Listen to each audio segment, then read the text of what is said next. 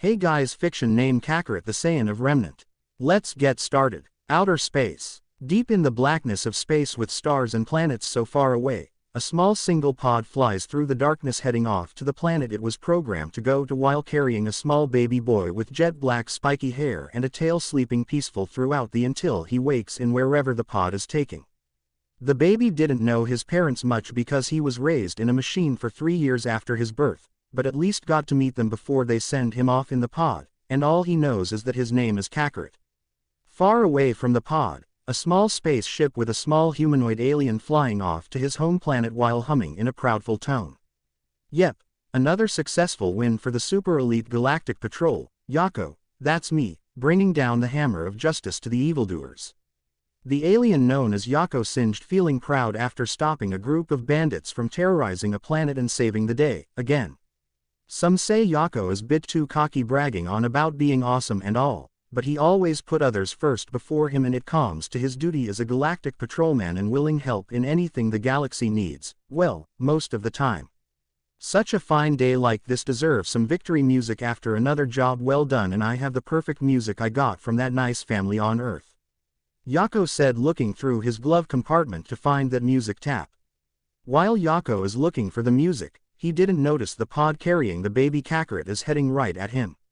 Ha! Found it, Yako shouted, but the tap slips right off his fingers and falls to the floor.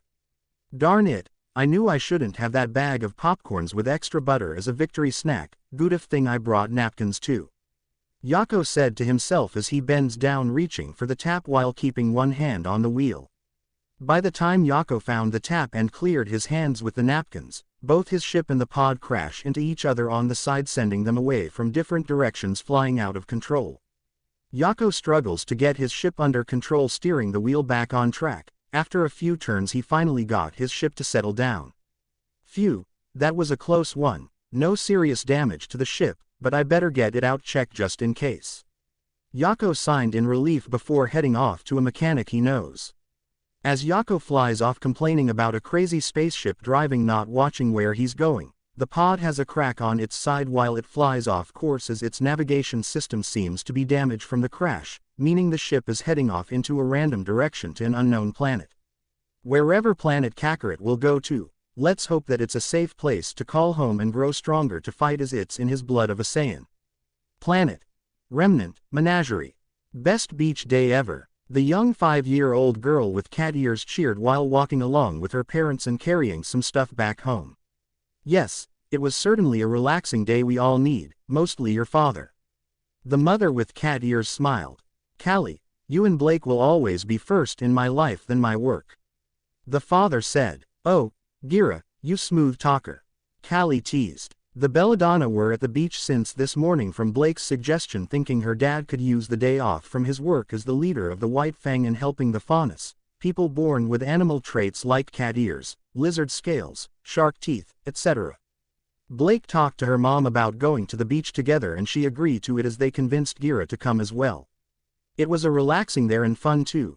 Blake got to make sand castles and read some books she brought with her.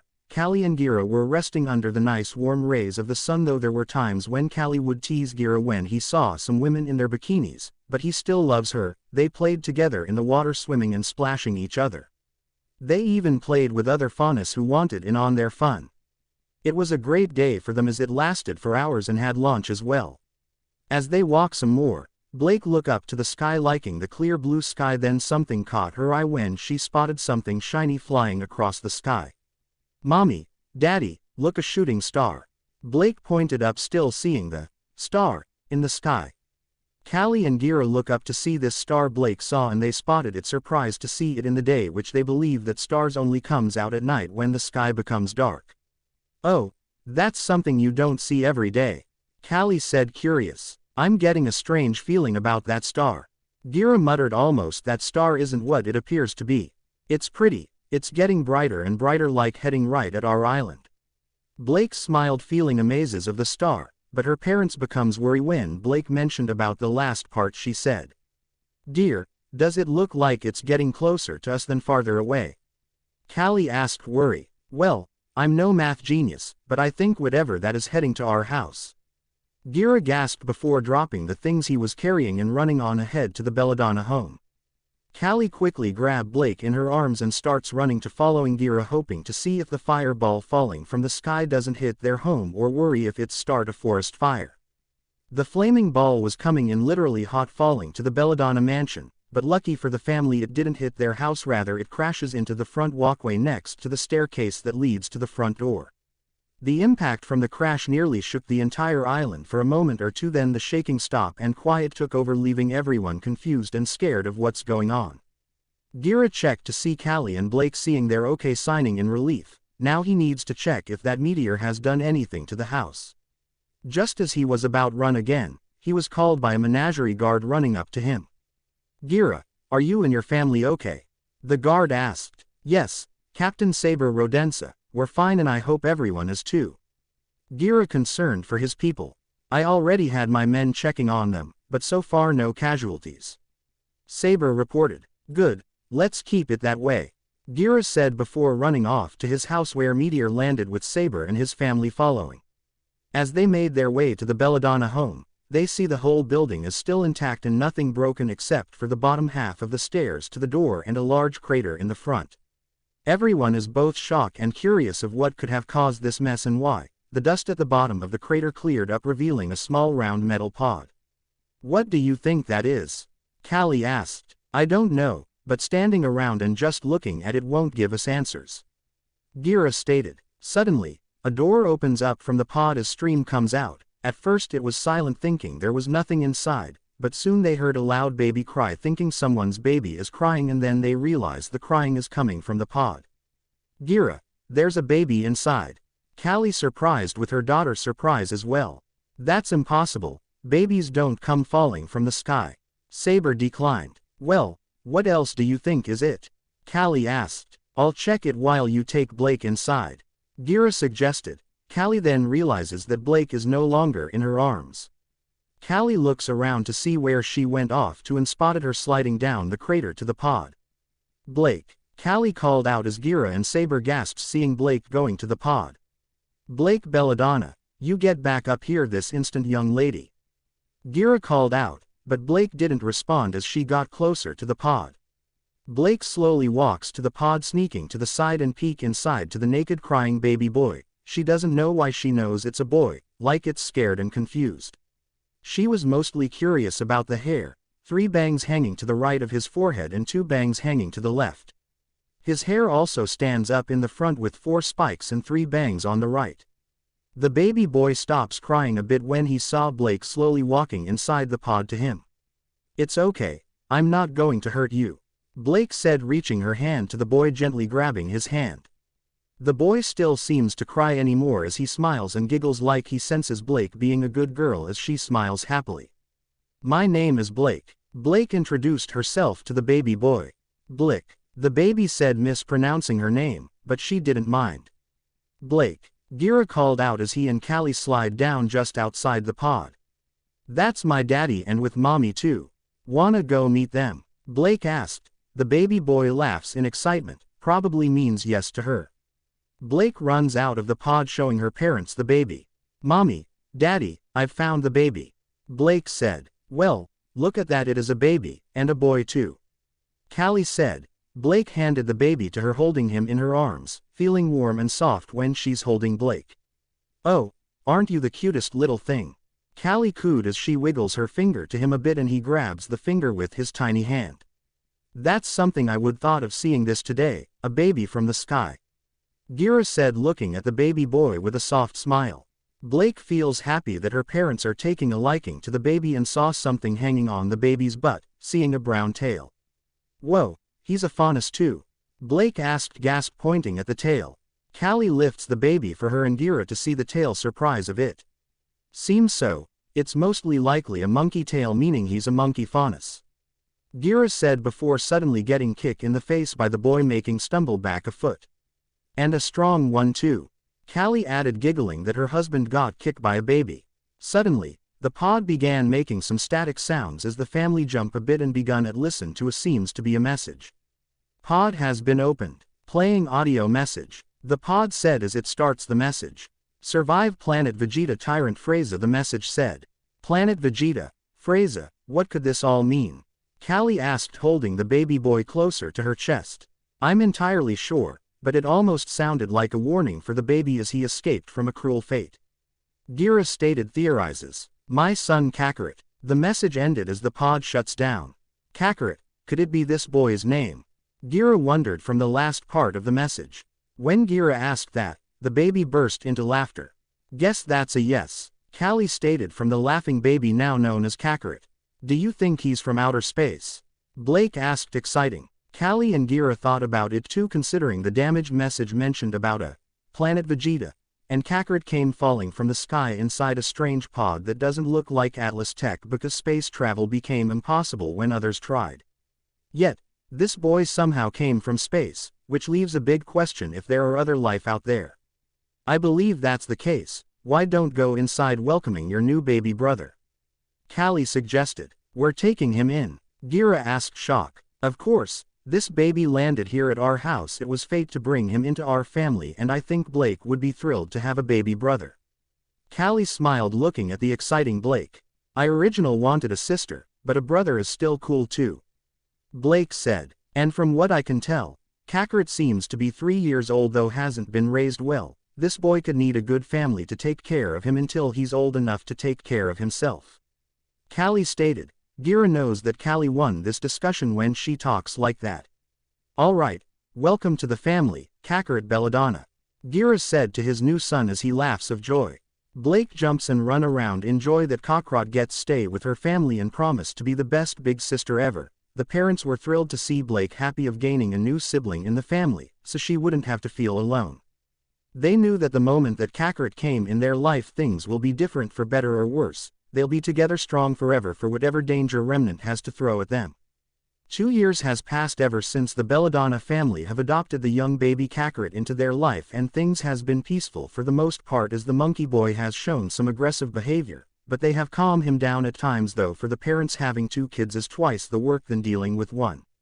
Young 7-year-old Blake is looking around in the kitchen trying to find her little brother as they are playing hide and seek, that her 5-year-old Kakarot is the one hiding and Blake is seeking. She looks through some drawers and shelf that she can reach, thinking that Kakarot is always hungry for food, but no sign of him. One of the drawers on the higher shelf slightly open, revealing Kakarot hiding there while looking at his big sister trying to find him. Now where could you be, you little silly monkey? Blake asked herself with a grin. Kakarot giggles softly. Blake thought she heard something and quickly turns around only to find nothing as Kakarot quickly shut the door close. He's certainly really good at hiding, I'll give him that. Time for the bait trap, Blake whispered. She walks over to the fridge while whistling. She opens the fridge looking for something to use for her plan, and she brought out a chicken leg and closed the fridge. Well, he's nowhere to be found, and that means he wins. Guess he'll have to enjoy that nice quiet place while I enjoy a nice tasty juicy meat. Blake said, faking her way getting Kakarot to come out. But first, I'm going to the bathroom. Blake sighed, walking out of the kitchen and walk in place softly and stop making it seem like she really left.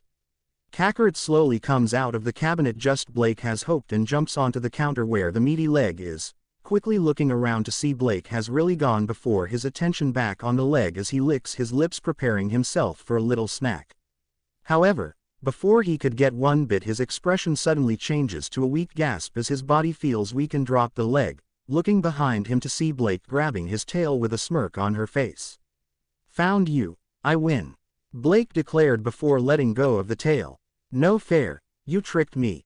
Kakarot winced as he jumps off the counter and pout his cheeks. Sorry, you're just too easy to fool when it comes to food. Blake reminded. Whenever there's food involved, Kakarot would always think with his stomach rather than his brain. Kakarot looks away in anger, giving her the silent treatment. Blake knew he would be upset whenever he loses at some games they played, and she always know how to cheer him up. She grabs the chicken leg and handed to Kakarot. I may be tricky at times, but I'm not heartless, Blake stated. Kakarot hesitated at first, looking at Blake as she nodded and took the leg, then he rips half of the meat off and gives it to Blake. And you've taught me how to share too, Kakarot added, smiling. Blake took the half and the two ate their meat together. Oh, you two having a little snack? Callie asked, coming into the kitchen. We were playing hide and seek, Blake said. That's nice. Who won? Callie asked. Probably would have been me if Blake didn't trick me with food again. Kakarot said, chewing on his piece of the meat. Then maybe you should pick a better hiding place than the kitchen. Callie suggested. That's what I was going to say. Blake giggled. Soon, Gira came in, seeing his family all happy with their lives, feeling like a great man who has achieved everything he could ever wish for. Hello dear, how was your day? Callie asked, giving him a quickly kiss on the lips as he kissed back. Great, seeing you all here makes me feel happy and such. Gira smiled. Does that mean you're done with your paperwork and play with us? Blake asked, hoping. Well, yes and no, I'm going out into the woods soon for check on a Grimm sighting. Gira said, making Blake feel disappointed. Some Grimm are near the village.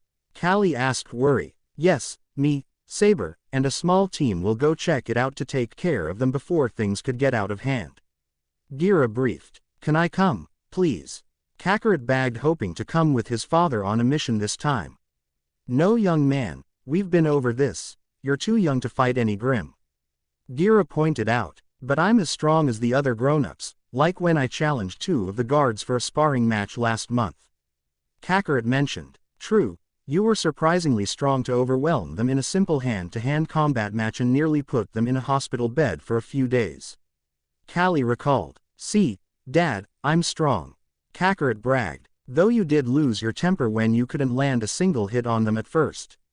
Blake stated that the guard has more combat skills and experience than Kakarot. That because they wouldn't take me serious. Kakarot snapped, making Blake jump a bit. My point exactly. You have great strength, but you're too angry at times and even think clearly and to keep yourself under control. Gira said. Kakarot looked sad that he won't go with Gira. I'll be in my room. Kakarot said, walking off to be alone. Once Kakarot was out of sight, Gira sighed, thinking he may have been too hard on him since he's still so young. You know he just wants to see you fight and wants to become strong like you. Callie stated, placing her hand on her husband's shoulder. I know, which is why I'm thinking of training him and Blake to fight when they become older. I just want him to have a good childhood. Gira said, hoping Kakarot will understand this someday. Later, night time. Gira and Saber with some soldiers are sneaking their way, hiding behind some trees deep in the forest, seeing some Beowulf pack and a few alphas and Barangel along. They seem to be pacing around for something like a next prey to hunt on, and they seem more dangerous. They seem to be waiting for something. Should we do something? Saber asked, opening to any suggestions. Not sure yet, just keep watch until they've set their sights on the town. Gira said. What about sneak attack them? Hit them before they can see us. Kakarot asked, standing right next to Gira. Yeah, and we could lead them far away from the village and finish them off. Saber added. That seems like a good idea, Kakarot, but Gira stopped mid-sentence, being silent for a second or two, and slowly turns to see Kakarot as he smiles. Hi, Kakarot. Gira screamed but covered his mouth quickly and pulls Kakarot, hiding behind a tree with everyone before the pack of Grimm could even see them. What are you doing here? Gira asked, whispering. You didn't come home for dinner nor after that for so long. I've decided to check up on you. Kakarot explained, though in truth he wanted to fight some Grimm. Well, as you can, I'm fine and you're going home now. Gira glared. But can help, I told you I'm strong. Kakarot said, getting angry, barely containing his voice volume. Don't argue with me, young man. I promise I'll train you and Blake when you're older. Gira said, without realizing little negative emotions attached the Grimm to where they're hiding. Well, I'm not leaving until I know you're coming home in one piece. Kakarot talked back. Sir, some of the Grimm are approaching to our location.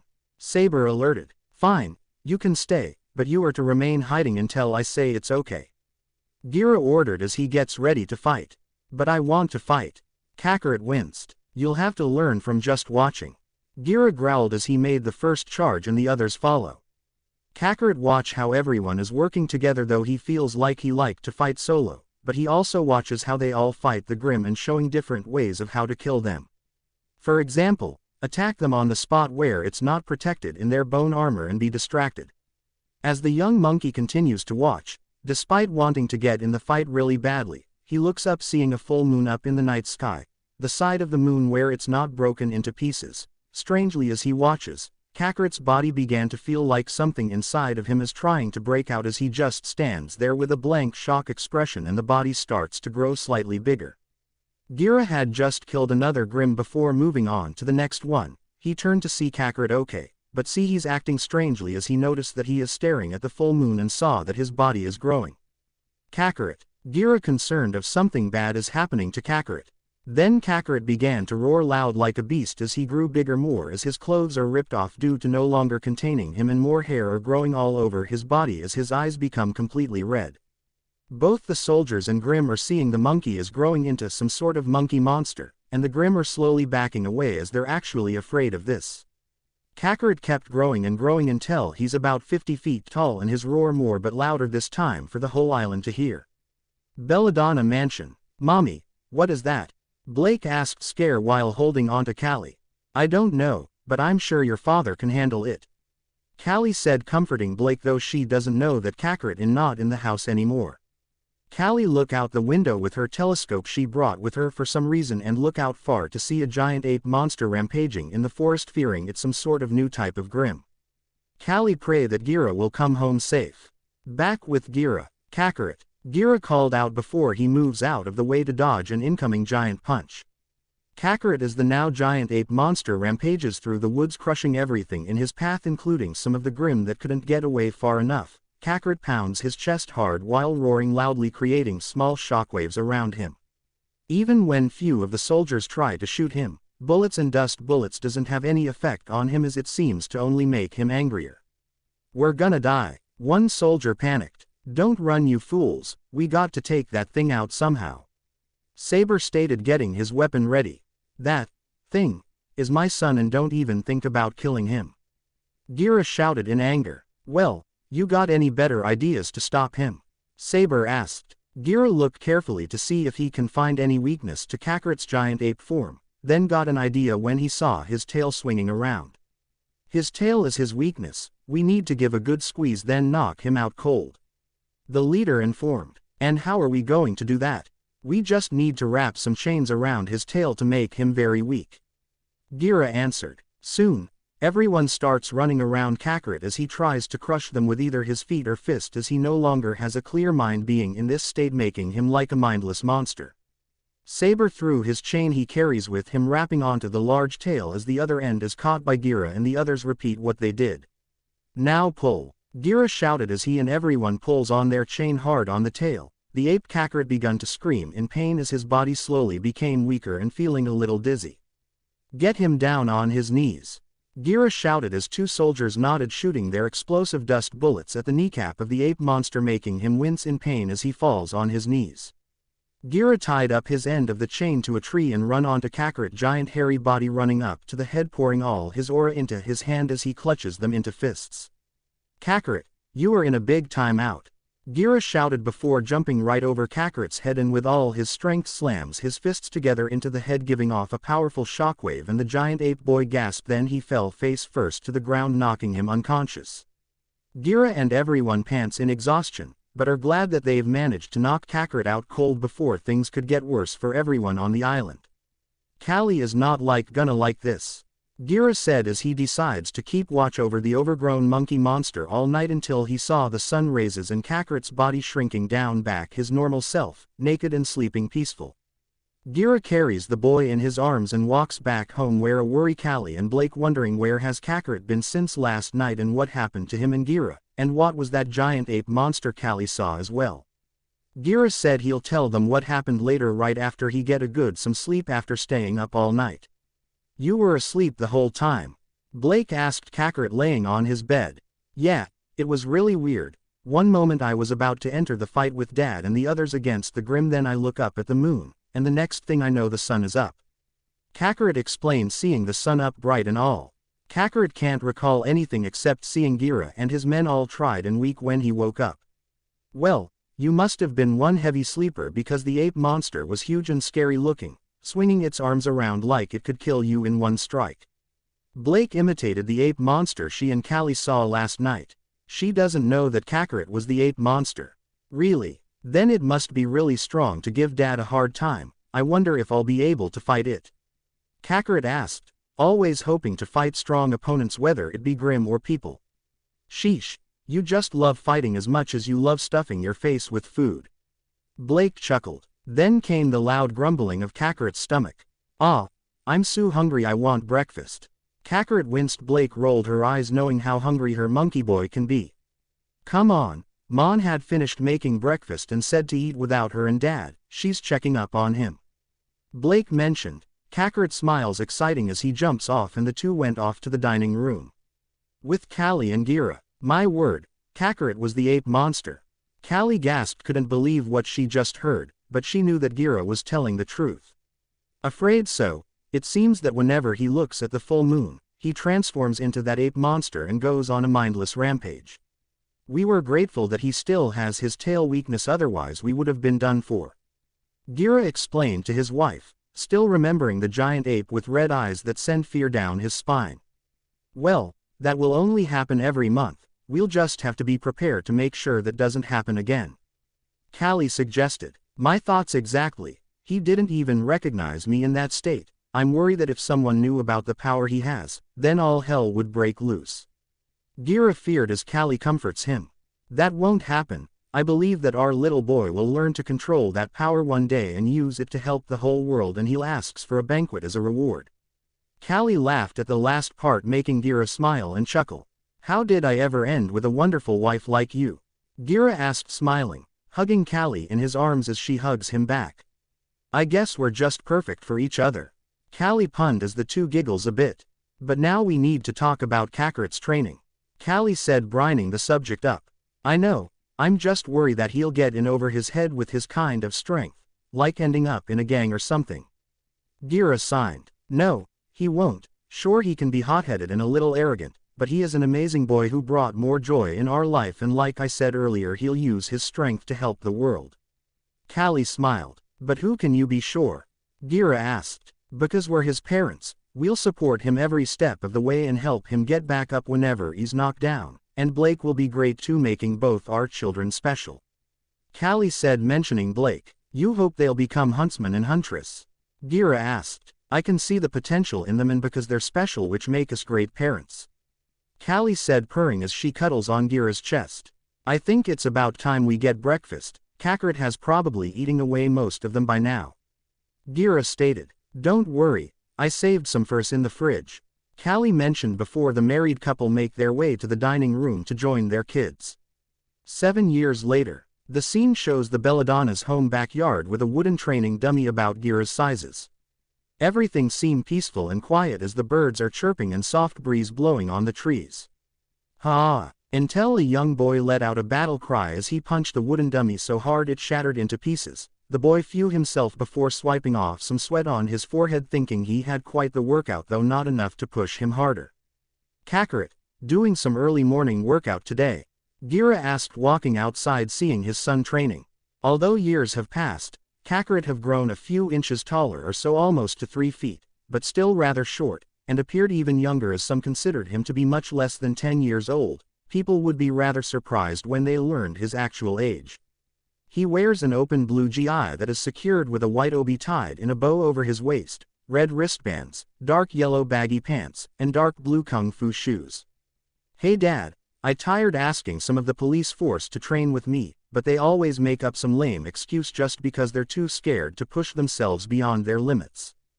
Kakarot explained. Yes, like being sent to the hospital or being knocked into a coma for a month or two. Gira reminded him of the accident during some training. Hey, that last one was one time and he didn't die. Also I hope to at least do something more training about my semblance. Kakarot mentioned, balling his hands twice. Gira raised an eyebrow, then look at pineapple that gone bad, thinking about throwing it away. He grins as he got an idea. Kakarot, try blasting this away, Gira said before throwing the rotten pineapple high in the air.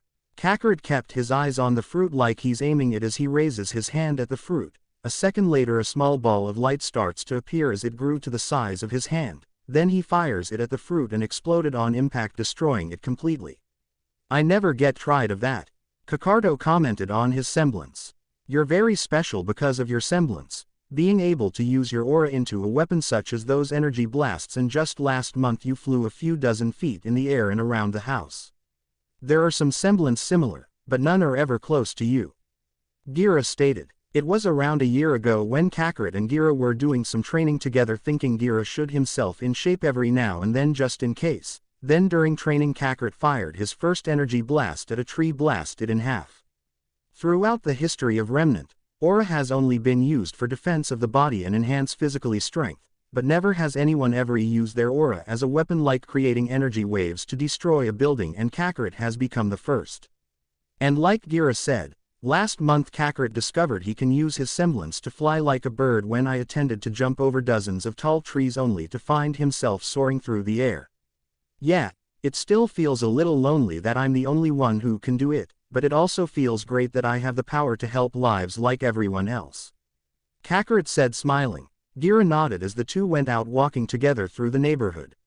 Seeing everyone living out their days, enjoying each other's company and all, saying hello to some, Kakarot smiled for a while until his face became a little sad, then spoke to his father. Any word from Blake? Kakarot asked, concerned for his big sister. She's doing fine as always, and she'll be visiting us for a few days. Gira answered. Kakarot sighed as Gira know what's troubling him. It's been 2 years since you stepped down as leader of the White Fang, and that Sienna Khan took over, turning the peaceful White Fang into a violent gangster. Kakarot said, feeling angry of what the White Fang has become today. Yes, their methods have become more uncivilized, making things more difficult for faunus and humans to get along. Gira pointed out, I still can't believe Blake would be part of that instead of holding up what the White Fang you led. I just wish she would open her eyes. Kakarot said in anger, still remembering how stubborn Blake was for not listening to him or Dad about leaving the White Fang and calling them cowards. Well, she still believes that faunus and humans can coexist, but Sienna is a completely different story. Gira said, I'm sure she'll soon realize that. When is she coming? Kakarot asked. Tomorrow. Perfect, at least we can still have some brother-sister time together. Kakarot excited. Next day, Kakarot waits around the dock while floating 10 feet in the air, hoping to spot Blake at a better view. The ship that Blake is supposed to undock to the harbor, and some people are getting off. It took a few minutes. He found Blake looking all surprised seeing him floating, then soared down to her. Blake, welcome home, Kakarot greeted. Blake has grown up into a fine young girl. Her hair grew longer and rocking out the cool outfit, as she wears purple eyeshadow in cat's eye style. She wears a black buttoned vest with coattails and a single silver button on the front. Underneath this is a white, sleeveless, high-necked, crop undershirt and white shorts with a zipper on the front of each leg, emblazoned with the YKK logo of the real-life Japanese zipper manufacturer. She also wears black low-heeled boots and full stockings with a color gradation of black to purple at her ankles. Her emblem is visible on the outside of both thighs just below her shorts in white. On her left arm is a detached sleeve with a silver cuff around her bicep, and black ribbons are wrapped around both forearms. A small, loose scarf is wrapped around her neck, and a gray magnetic backpack is strapped to her back, hidden by her hair. Kakarot, it's so good to see you again. Blake smiled as the siblings hug each other like it's been decades. You didn't get hurt, did you? Kakarot asked, worried. No, I'm fine, nothing serious. Blake assured her younger brother she's okay. Though I am surprised, when Dad mentioned you learned how to fly, I thought he was going crazy. Blake recalled getting a letter from Gira mentioning about Kakarot's semblance and didn't believe it at first. I was surprised myself, I thought I jumped too hard. Kakarot chuckled. Well, it seems you're indeed special, like Blake said. A guy wearing a mask said. This guy has red and black hair with some brown. He wears a mask with whitish tan with red, Japanese style, horn-like symbols decorating the front, and 2 slits on each side, presumably to allow for vision. This is a redesigned version of the grim masks typically worn by most members of the White Fang. He wears black clothing of a trench coat and pants with a red shirt underneath, and wilting rose emblem on the back over a white floral design on the coat. And he's a bull faunus. Hi there, I'm Kakarot. Greeted to the new friend. I know, Blake speaks highly of you, I'm Adam Taurus. Adam introduced himself. Adam, he must be the guy Blake mentioned in few of her letters, but I sense something dark in him, something dangerous. Kakarot thought. Later, The three made their way to the Belladonna house, enjoying the days off Blake and Adam get. However, Kakarot didn't feel all the comfortable with Adam around, but didn't want to make it a big deal for Blake's sake. "So, how long have you joined the White Fang?" Kakarot asked Adam as they enjoy some tea Callie made. "Probably as long as Blake, or maybe longer, hard to remember." Adami answered simply. "Well, do you understand of what the White Fang stand for? From my father was leader?" Kakarot asked, wanting to see how he viewed the White Fang from back then to today. "Freedom for the faunus and showing the humans were no mere animals." Adam answered again, though with a little angry tone. "Even if it means burning down the houses of innocents and spilling blood?" Kakarot asked stern. Blake became worried seeing Kakarot getting angry for what the White Fang is slowly becoming. For these past 2 years when Gira retired, she stayed because she wants to make sure the White Fang aren't losing their pride and heart for the cause. Adam finished drinking his tea and looked at Kakarot straight in the eye. "If that what it takes for the humans to respect faunus, those lowly, pathetic, human," Adam said before Kakarot cracked his teacup from his grip, "then that group is no longer the White Fang, not the one I know." Kakarot said angry, "Really? Because Blake and I came here other than some time off from our work," Adam mentioned, Kakarot curious as he looks at his nervous-looking sister. "Blake, what's he talking about?" Kakarot asked. Blake reached into her pocket and handed him a mask. "The High Leader Sienna wishes for you to join the White Fang." Blake informed. Kakarot became shocked. "All in the White Fang have heard stories of your amazing strength, unique and powerful semblance. You even battle against some of the most skilled, strongest, and more experienced huntsmen whenever you and your traveled to other kingdoms toe-to-toe. A boy with amazing feats at such a young age. Why, even our top elite." "Hey, Adam." Kakarot stopped Adam to get his attention. "Tell your High Leader to go to hell for ruining the White Fang," Kakarot said before crushing the mask with one hand, shattering it into small pieces. Adam didn't take the news well. "You fool, how could you ignore the cries of our brothers and sisters while they're being treated like trash?" Adam asked, yelling. "Of course not, but what you guys are doing goes against everything the White Fang my father lead stood for." Kakarot yelled, standing up. "Your father was a coward for not doing what needs to be done." Adam blurted, standing taller than Kakarot. "The White Fang is supposed to be peace and equality. What you're doing is no different than what humans do," Kakarot said. That made Adam snap. "Then why don't you show me your belief with your fist?" Adam said as he readied himself and clutches onto his sword. Kakarot got himself in his fighting stance, ready to beat the shit out of Adam. They both stood still for a moment or two before they get ready to attack, but Blake jumps in between the two, holding out her arms with a sad and worried look on her face. "Stop it, both of you. Please, let's all calm and enjoy what little time have here," Blake begged. Kakarot and Adam looked at each other for an instant and dropped their stance as they sat back down, much to Blake's relief. However, the boys still look at each other with rage in their eyes and making a silent promise to fight each other whenever and wherever they want to settle the score of who's the strongest and who's in the right. This is the beginning of the rivalry of Kakarot versus Adam, monkey versus bull. And it's going to be fierce, for when those two clashes, like the ground under their feet shakes of their strength. "Hello, Beacon Academy," Kakarot shouted in excitement after he and his sister Blake have exited the bullhead they were riding on. "Do you really have to be this loud?" Blake asked, embarrassing that her adopted younger is being so loud for just arriving here. "Oh, come in, big sis, aren't you excited that we both get to go to one of the greatest huntsmen's school?" Kakarot asked, feeling his blood pumping up. "I'm still surprised that you got 2 years earlier acceptance from the headmaster himself," Blake said, recalling meeting Kakarot at the dock earlier. Vale Dock. Blake is seen standing right next to her belongings while reading her favorite book, Ninja of Love, to wait for the bullhead for Beacon Academy to arrive. She hopes that she won't regret this decision of quieting the White Fang and wanting to become a huntress. However, she didn't come home back to her family believing they may hate her for choosing the White Fang over his family, even calling them cowards, hoping when the time comes to see them again they'll forgive her. "I wonder how everyone is doing on Menagerie," Blake asked herself, looking up at the sky. "Mom and Dad are doing okay, still worry for you and could at least write them a letter once in a while." "I know, Kakarot, I just don't know if I can face them." After Blake suddenly stopped herself when she just realizes who she's talking to as her eyes widen in shock.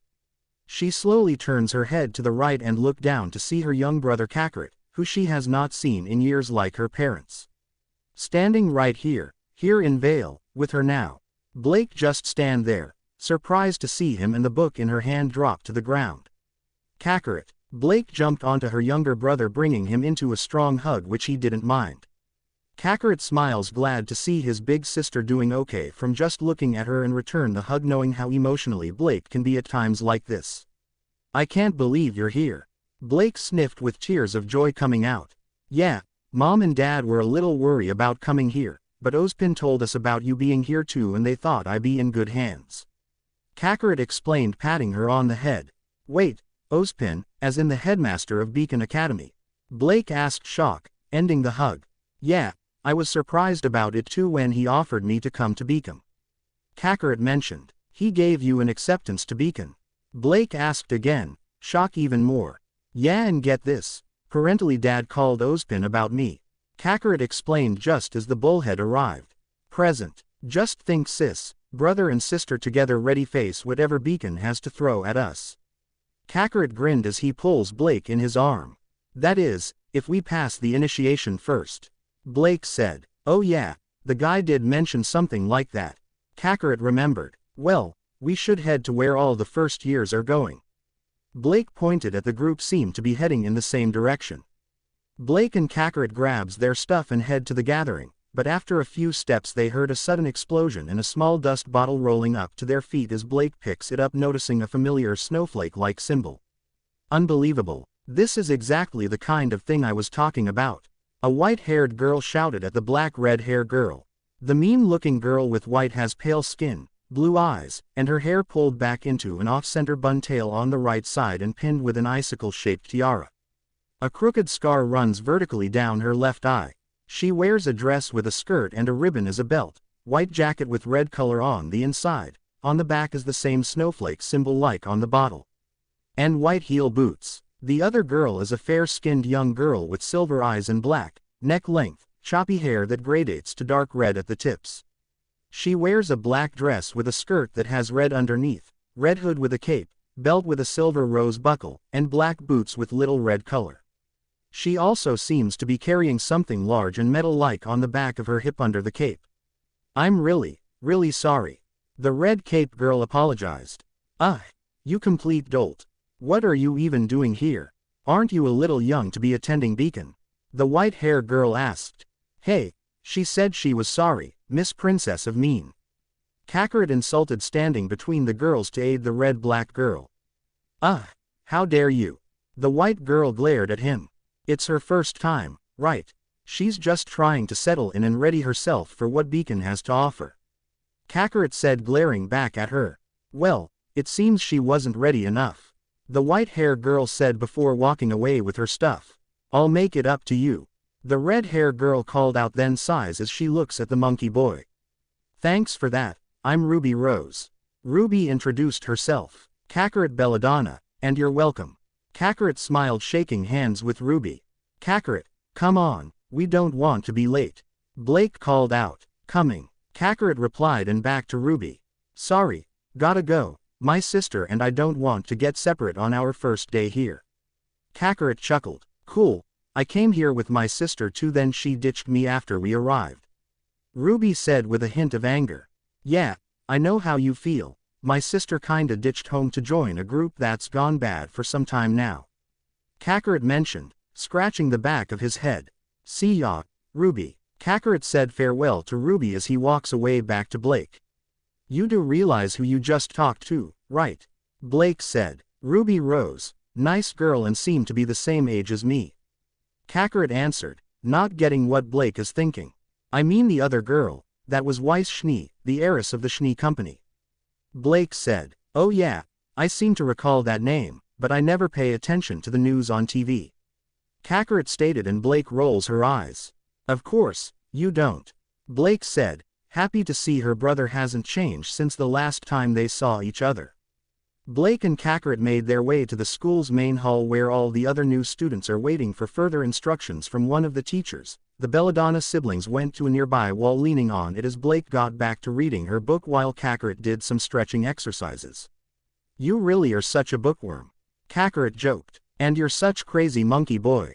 Blake joked back. Soon, they heard a microphone being tapped by someone. Everyone looks up at the stage seeing the man himself, Professor Ozpin. Ozpin looks like a middle-aged man with tousled silver hair and thin brown eyes. He has a light complexion and sharp facial features. Interestingly, Ozpin has black eyebrows, suggesting that he may have had black hair when he was younger. He wears shaded glass spectacles and a small, purple, cross-shaped pin on the cowl around his neck. His outfit mainly consists of an unzipped black suit over a buttoned vest and green shirt. He also wears black trouser shoes and long, dark green pants.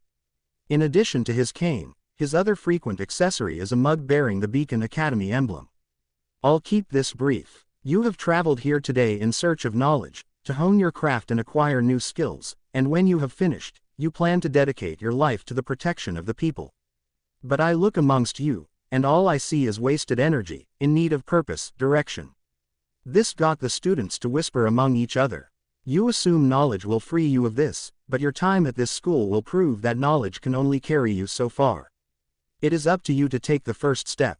Ozpin finished his speech, which left an impact to the students thinking of what he said. Then a woman came up as Ozpin walks off the stage.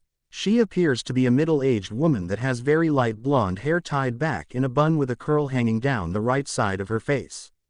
Her eyes are bright green and she wears thin ovular glasses. She has dangling teal earrings that match the hanging pendant on her collar. She wears a white long-sleeved, pleated top that has a wide keyhole neckline and gauntlet cuffs that flare in pleats at the wrist. Her lower body is covered by a black high-waisted pencil skirt with bronze buttons and black-brown stockings. She wears black boots with bronze heels, and a cape that is purple inside and black on the outside. The cut of the cape is stylized to end in flames and arrows, with a row of diamond-shaped bronze beads on the back. Above this line of beads appears an emblem of a tiara that is her personal symbol. Kakarot remembers seeing this woman as a hologram back on the bullhead welcoming the new students to Beacon. She introduced herself as Glinda Goodwitch. You will gather in the ballroom tonight. Tomorrow, your initiation begins. Be ready. You are dismissed, Glinda said as the students begun spreading apart. From that speech, Seam Beacon will be harder than we thought. Kakarot gripped his fist knowing he still got a long way to go. Yep, I thought coming here along would help redeem myself and get stronger would help, but now I'm glad that you're here. Blake smiled at Kakarot, who smiles back as both hold hands and walk together in the same path. By the way, big sis, how long are you gonna wear that bow? Kakarot asked. He knows that some Faunus are being treated bad, but that worry that Blake is hiding her real self. Nighttime. Blake is seen wearing her black pajama with a light-up candle as she reads her book, sitting on the floor and leaning on the wall while she also waits for Kakarot to come back from his little trip to the bathroom. Kakarot came back wearing a sleeveless tank top and dark blue shorts as his pajama. Man, it looks like a huge slumber party. Kakarot commented, seeing everyone around as he sits down. I'm sure Dad wouldn't improve with all the boys around me. Blake said, knowing how overprotective their father is. Well, I'm sure Mom would agree to it, especially to help find you a boyfriend. Kakarot said, knowing how easygoing their mom is. My Grim, she's still on that. Blake asked. Yep, and she's also glad that you broke up with Adam. Saying he's a loose cannon.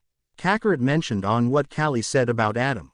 As things got a little quiet, two girls approaches them, guessing they want to say hello. One girl they recognize as Ruby, they met in the courtyard. She wears a black tank top featuring a heart-shaped Beowulf design on the chest and long white pants decorated with pink roses. She also wears a black sleeping mask decorated with triangular red eyes reminiscent of the Beowulfs. The other girl who's dragging Ruby against her will is new. She is a fair-skinned young girl with lilac eyes and bright golden hair worn loose that fades to pale gold at the tips with a cowlick sticking out at the top. She wears an orange tank top with her emblem on the front in red, and black boy shorts as her pajama. Hell Lou, I believe you two may know each other. The blonde girl said cheerfully, gesturing at Kakarot. Hey, Ruby, Kakarot greeted. Aren't you the girl that exploded? Blake asked, earning a hit to the elbow by Kakarot. Funny. This is my sister Blake. Kakarot introduced his sister to them. Hey there, I'm Yang Xiaolong, Ruby's older sister.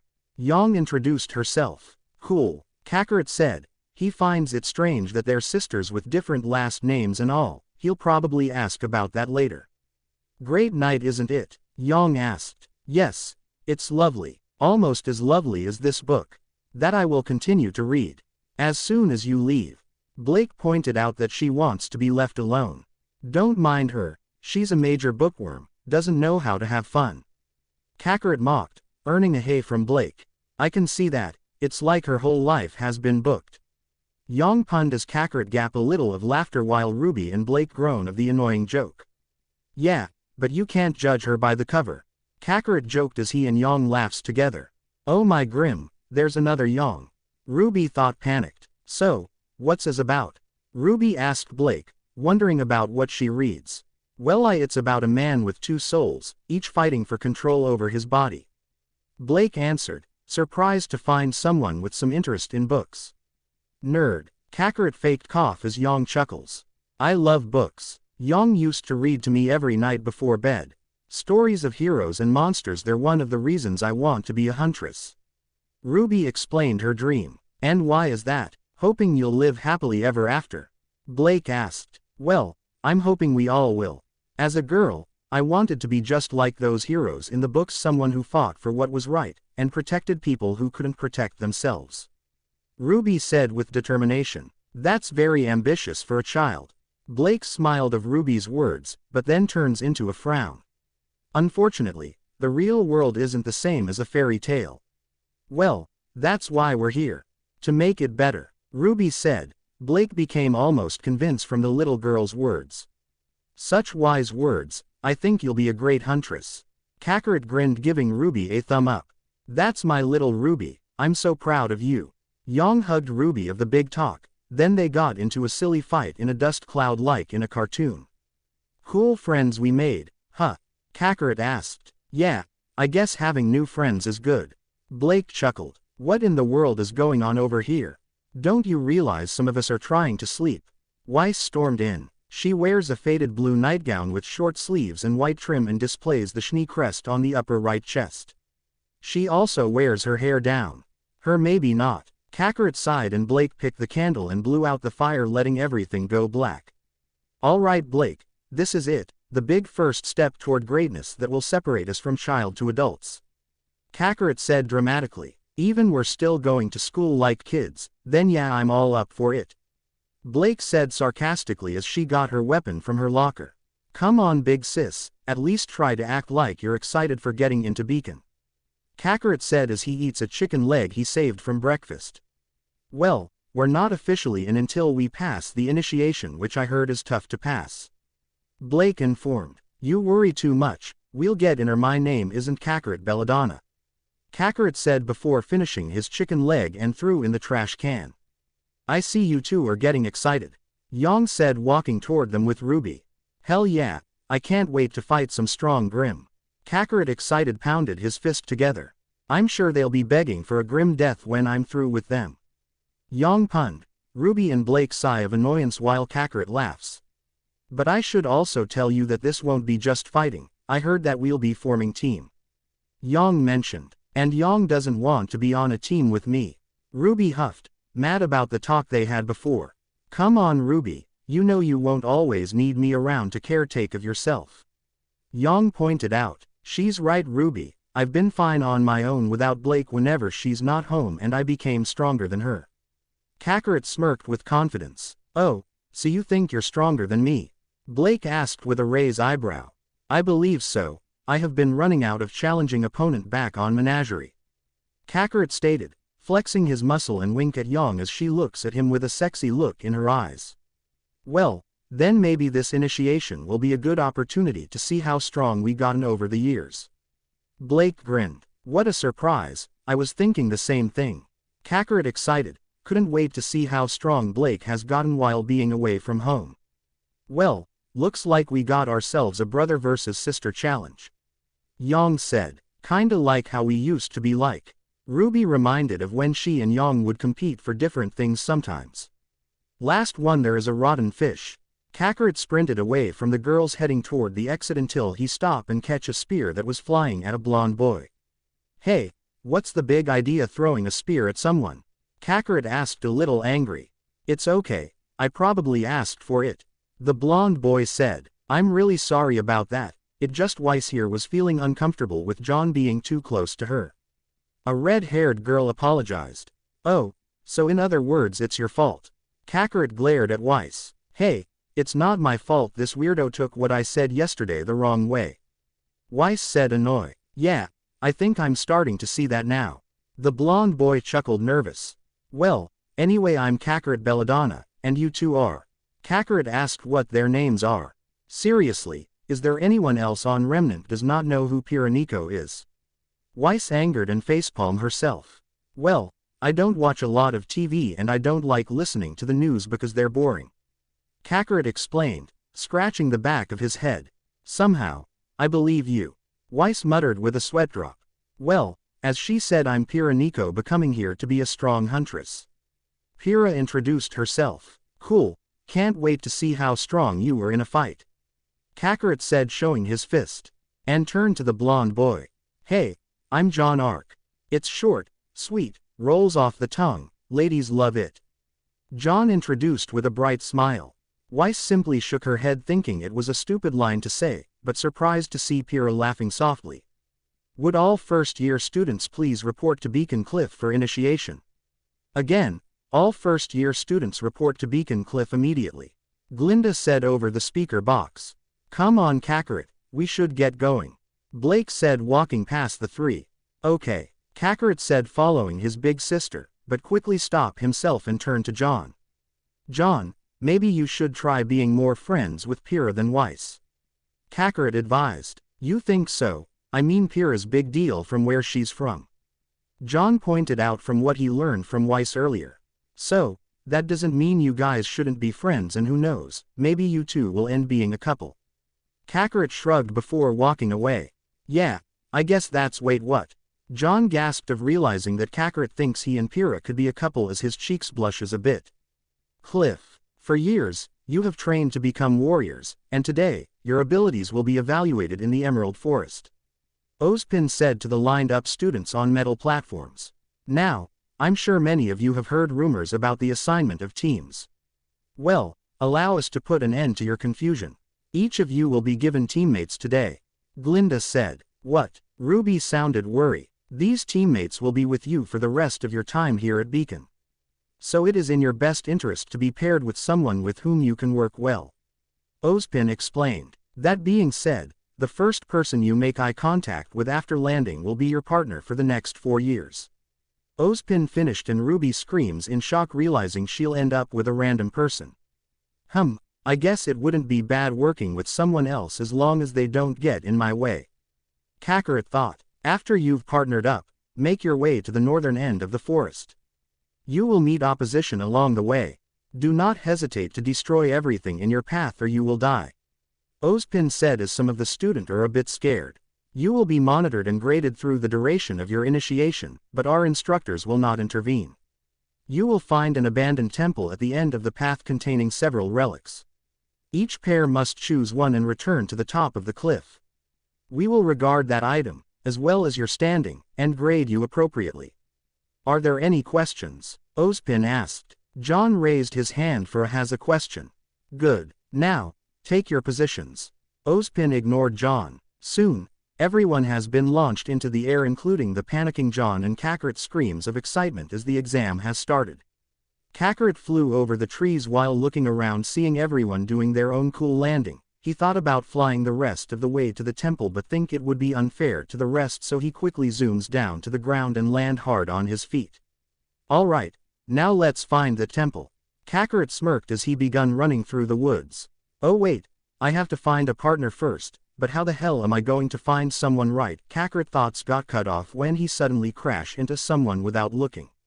Ow, watch where you're going. A guy winced. Sorry about that. Kakarot apologized. The guy he bumped into is about equal height to Kakarot, has a bald head with 6 little dots on the forehead, and appears to be wearing the same martial art gi like him, only his are more pale with the orange. He also carries a big purple turtle shell on his back. Wow. Looks like someone has good taste in fashion. Kakarot complimented. Right back at ya. The bald boy said, and they helped each other up. Guess that means we're partners. I'm Kakarot Belladonna. Kakarot introduced himself to his new partner. I'm Krillin Kame, hope we get along together. Krillin smiled as they shake hands. Okay, now that we're all partnered up, which way is to the temple? Kakarot asked. I think the headmaster said is north, so we should go that way. Krillin pointed at the direction. Alright, let's go, Kakarot said, and the two started walking. They spend about over 10 minutes walking through the woods, hoping to find the temple soon, or at least get out of the forest to the open space. Kakarot complains that he was getting boring, that there was nothing to do, and may lose his mind if he doesn't find something to punch with his fists. Then a small snapping sound of a stick was heard as the two stop in their tracks and notice some shadowy figures are moving around the trees. Well, Kakarot, looks like we're gonna fight after all. Krillin gulped, feeling nervous. Finally, I've been waiting for some action, Kakarot said, getting into his fighting stance. Huh, where's your weapon? Krillin asked, noticing that the monkey boy doesn't have anything on him. Don't need one, I only ever use my fists. Kakarot smirked. What? That's crazy, Krillin gasped. Less talking, more fighting, Kakarot said. Music Super Survivor. Dragon Ball Z, Budokai Tenkaichi 3 Ost. Just as they finished talking, two groups of Grim jumps out of their hiding place, showing themselves to be Beowulfs. Number seems to be 10 or 12, but it didn't matter as the two trainees knew that had to survive. Two Beowulf charge at Kakarot as they swing their claws to him, but he easily blocks them with his arm and push them away to kick one black wolf away and punched another in the face before he jumps up and fire two aura blasts, destroying them.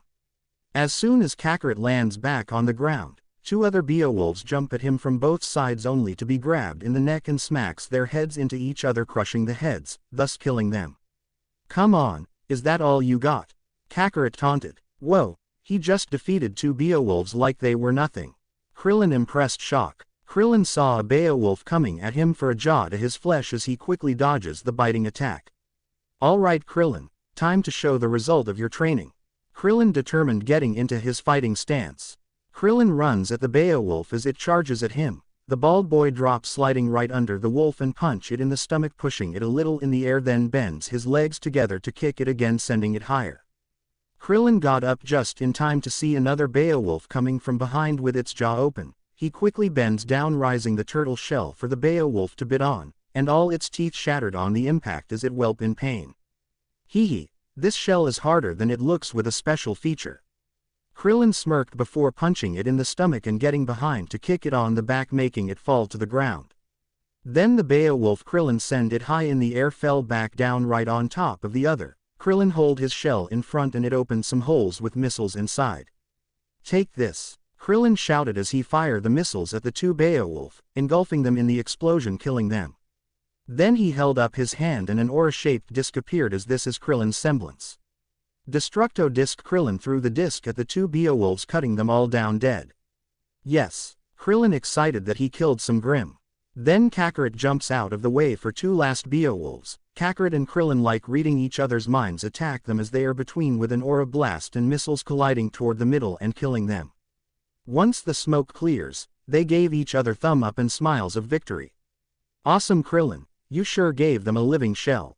Kakarot punned. Really? Krillin deadpanned. Oh, come on, it was funny. Kakarot stated. He knew Yang would love that joke. With Yang. Yang is seen running with her partner Blake with the others like Ruby and Weiss, but she suddenly stopped and looking elsewhere. You okay? Blake asked. I felt a strange feeling like someone just did an awesome pun. Yang said. Okay, well, let's hope this someone has better jokes than you. Blake said, walking away and continue running. Hey, I am great at jokes. Yang protested. Back with Kakarot and Krillin. Kakarot and Krillin are walking again, continuing to find the temple. Then suddenly he felt something sharp pass right through his head and glares at a distance. What's up, dude? Krillin asked, noticing his partner is looking serious all of a sudden. I'm not entirely sure, I just felt like my sister is in trouble. We got to find her. Kakarot said. Well, maybe she's at the temple right now. Krillin hoped. Then we'll get there quicker this way. Kakarot grabbed onto Krillin from behind. Hey, what are you doing? Krillin Krillin Kakarot started flying in the air above the trees at high speed. You can fly too. Krillin panicked. No time for freaking out. Do you see anything down there? Kakarot asked. Krillin was afraid to look down at first, but he did seeing a stone structure. I see the temple, though no people so far.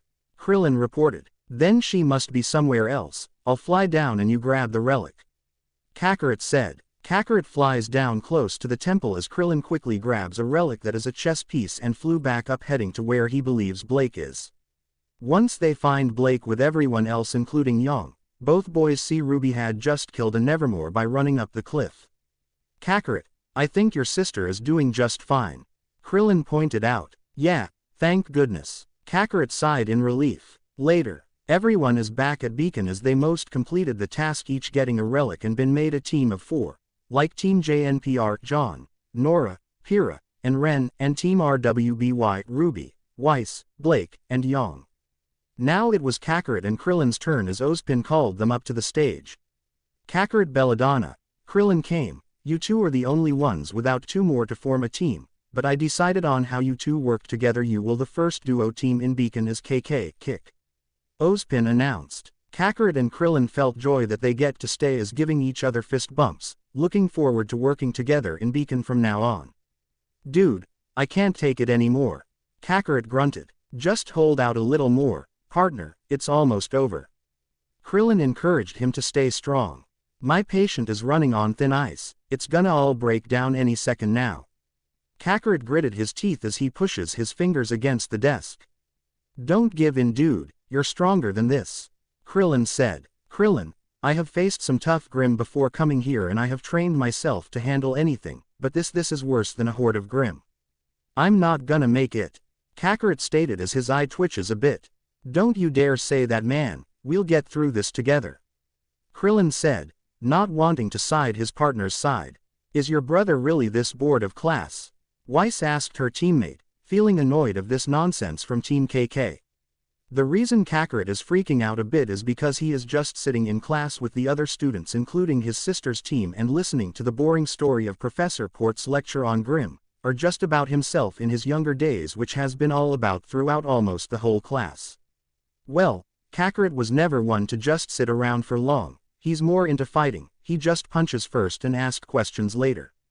Blake explained, I can understand wanting to do something exciting than just doing classes like this. Yang vouched. Not to mention Professor Port's story is boring to hear. Ruby added, I'm sure he's just trying to set some examples on what to do against certain Grim in combat either alone or with a team. Weiss assured, and that's when a strong, fair maiden with a mighty battle enter battle, saving me from 2 stingers of 2 Deathstalkers, which I could have avoided them on my own. Port said, if his example is boring the Grim with stupid stories, then he's doing a good job. Krillin said sarcastically, Blake, please tell me the next class will be better than this. Kakarot begged. Kakarot, it's only been 2 days since the initiation, try to take this serious because you'll need to pass these classes in order to graduate. Blake reminded her little brother as he groans. RRIINNNNNGGG. Oh, looks like that's all the time we have. Remember that it's always good for a great huntresses or huntsman to relay on others in tough battles. Port said and everyone walk out of the classroom. Finally, I thought I was gonna fall asleep through the whole class. Kakarot relieved to be out. Tell me about it, I'm just glad to be out of there now.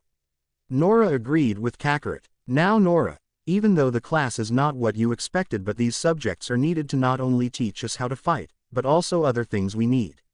Ren pointed out. Ren's right, we all have to do the best we can if want to become full-fledged hunters, though I agree that some of these subjects are hard to follow. John admitted, nothing in life is easy, John, but I know that if we work hard enough, we'll be able to get through them together. Pyrrha believed in her team. Thank Pyrrha, you always know just what to say. John smiled. Seeing him smile always make Pyrrha blushes a little and making her heart skip a beat or two. She wonders if she and John could have a thing together if they went on a date, but she wasn't sure if he would feel the same way, and they only just known each for 2 days in fact. So, she'll wait until she knows more about her feeling for John and wait for the right moment to tell him. You know John, if you want, I can help with some combat training if you want. Kakarot offered. Really? John asked. Yeah. No offense man, but you look like the kind of guy who lives with an overprotective family and don't train much because of that. Kakarot said. What makes you say that? Yang asked. Just a gut feeling. Kakarot answered, always trusting his instincts more than some logic. Guess you have a lot to stomach about then. Yang joked. Everyone groans and Kakarot laughs a little. Well, you're not wrong there actually. I always trained by myself when my parents wouldn't train me. John confessed. If you hardly had any training then how did get accepted into this school? Weiss asked suspiciously. It's complicated. John said nervously, hoping not to tell his new friends and team about the fake transcript, maybe until he gets to know them more and trust them more too. John, you don't have to be afraid to ask for me. I even asked for help sometime whenever I find something difficult to do on my own. Pyrrha said, telling him that even the toughest warriors need help sometime. Yeah, you have Team JNPR behind you every step of the way. Nora added. Ren nodded. Thank guys, and I'll think about your offer, Kakarot. John said. Cool, now what's our next class? Kakarot asked. Looks like you're going to love this one because next we have combat class with Professor Goodwitch. Blake grinned, looking at her schedule. Finally, a class where I can fight without holding back. Kakarot jumped in joy floating in the air. I'm still quite surprised that your brother can push his aura to do such something like that. Weiss said to Blake. And he can do the energy blasts. No hunters can do that, not even the best. Krillin pointed out. Kakarot has always been very special when he came into our life. Heck, when he was a baby, he kicked our dad in the chin hard enough to make him stumble back a foot. Blake explained. Wow, your mom gave birth to one strong baby. Yang commented. Actually, he's adopted but we share a bond that's strong than blood. Blake said. Hey, what are we standing around here for? Let's go. Kakarot excited flying away at high speed leaving everyone behind. Kakarot, wait, you don't even know where the class is. Blake chased after him with everyone following. Combat class. After managing to catch up with Kakarot and taking a little breather from all that running, the gang have made their way to the combat class, which is a large open wide room and the seats are high up like they're at sport arena for big games. Hello Team RWBY, Janeper, and KK. You're just in time as you had 5 seconds to spare. Cutting it close, Glinda said in a serious tone, and one quick glance at them sent chills down their spine. Sorry, my brother got lost on the way here and I had to help him. Blake explained as she pushes Kakarot to the sit. Wow, this looks like a battle arena we have back home. Kakarot pointed out. Alright everyone, welcome to combat class where you learn that there are other enemies in the world than just Grim. There are also bad people like some thieves, gangsters, murderers, and those who would bring harm to the world and misuse their powers. We must be ready to fight against anything and anyone. Glinda lectured. So, today we will start with one-on-one duels and see how well you fight against others. Would anyone like to volunteer? Glinda asked. Me, please pick up. Kakarot begged as he raises his hand up and flew a few feet in the air. Glinda chuckles of seeing the exciting monkey Faunus wanting to fight right now. Kakarot Belladonna, would you like to fight first? Glinda asked rhetorically in a playfully tone. Wait, did she just flirt? Yang thought confused. Yes, and I would like my opponent to be my big sister Blake. Kakarot pointed out, Blake not surprises by this. Somehow, I figure you would pick me first. Blake said. Soon, the siblings got dressed into their combat outfits and stand 10 feet across from each other. Glad to be out of that uniform, it's too tight and boring for my taste. Kakarot said to himself as he does some stretches. You know, I've actually been looking forward to see how strong you gotten over the years. Blake admitted as she brought out her gamble shroud. Same here, you used to beat me a few times when we were little kids. Kakarot recalled the time when they would spar with each other. Until overtime you gotten some wins yourself, making the score even. Blake added. Now, we'll see who's the strongest in the family. Kakarot smirked, getting into a stance. The match will last until one's aura is depleted completely and can no longer fight.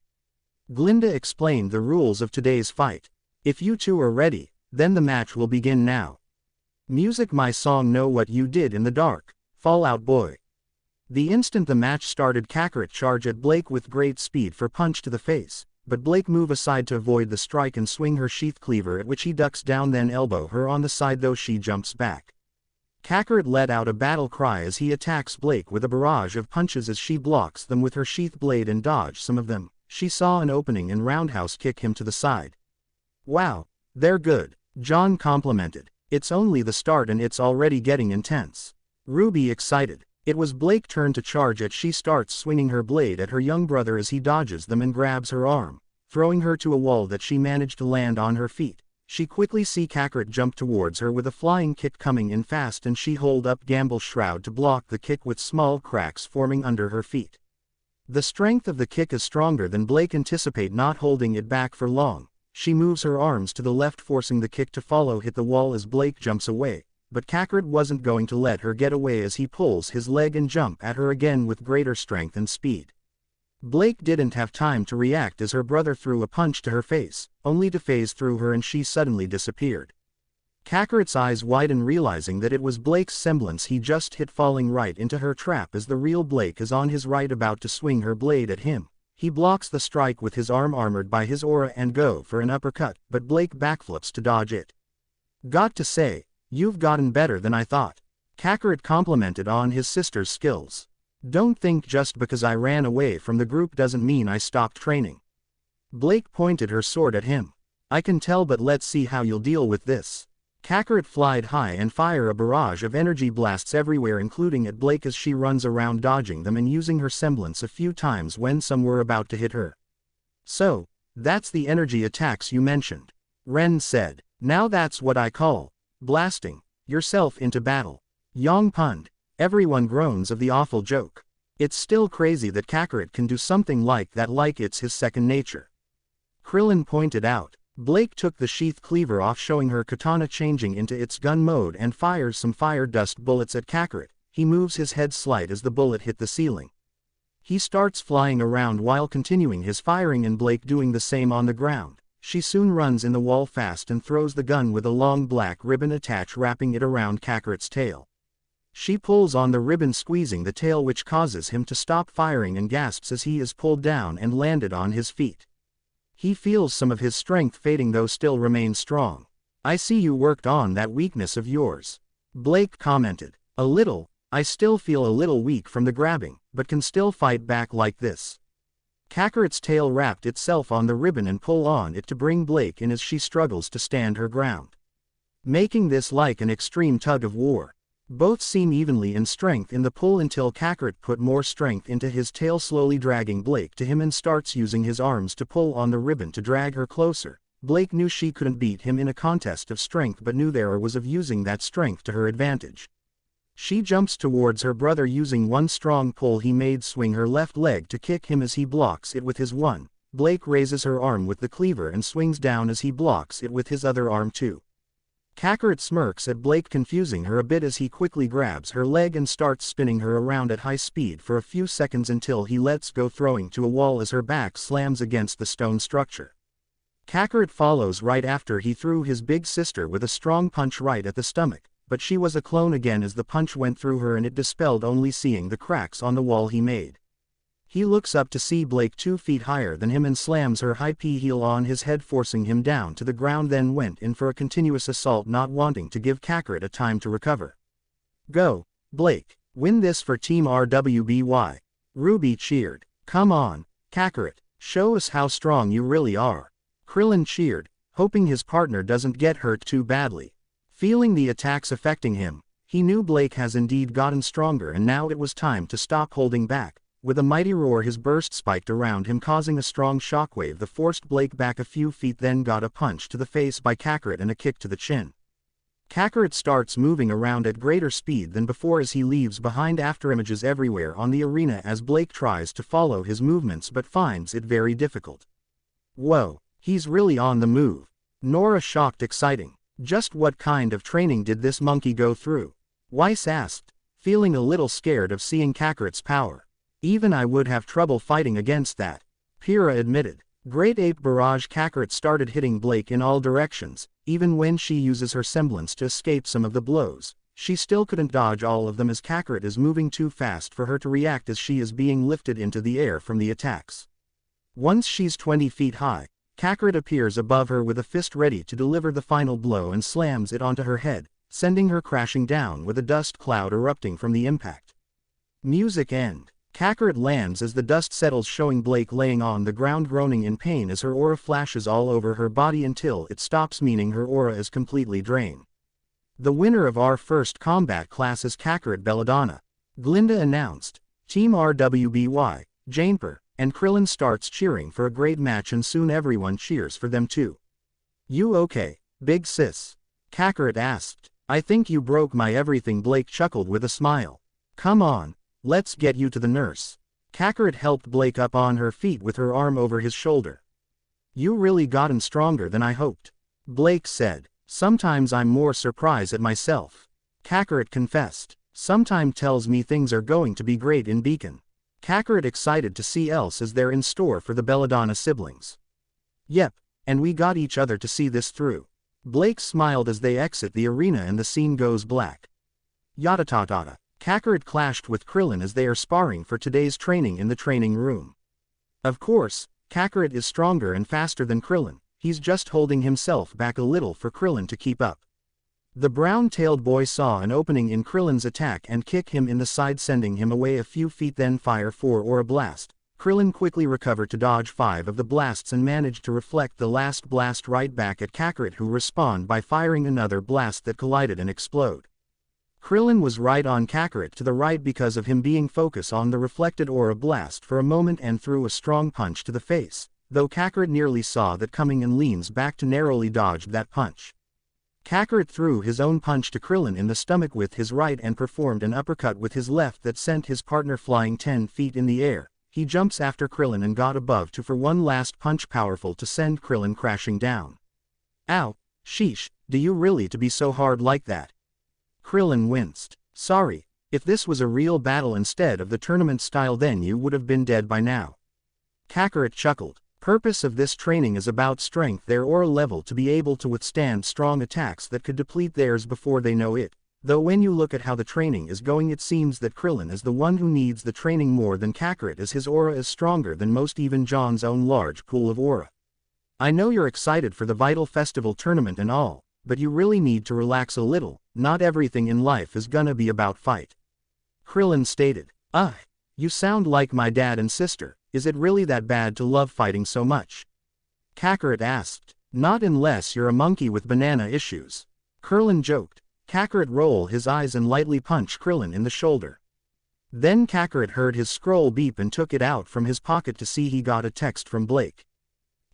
Looks like we're done with training for today, Kakarot announced. Something wrong? Krillin asked. Nothing wrong. It just Blake wants to see if we can hang out with her team as they are heading to the city for the dock. Kakarot informed. Why are Team RWBY sending their afternoon at the dock? I don't think Weiss liked the smell of fish in the air. Krillin confused. Apparently, Weiss wants to go there to welcome the arriving students from the other hunter schools, but she actually wants to spy on them to be ready for tournament. Kakarot answered as he just received another text from Blake. Oh, that makes more sense. Krillin deadpanned. Yeah, let's just hope Weiss doesn't be a fishy on us. Kakarot punned. Krillin groans of the annoying joke. Well, we got nothing else to do, so I think a little walking around the city wouldn't hurt. Krillin said. Okay, I'll just let her know we're on our way. Kakarot said before sending the text to Blake. We are taking the bullhead to the city, right?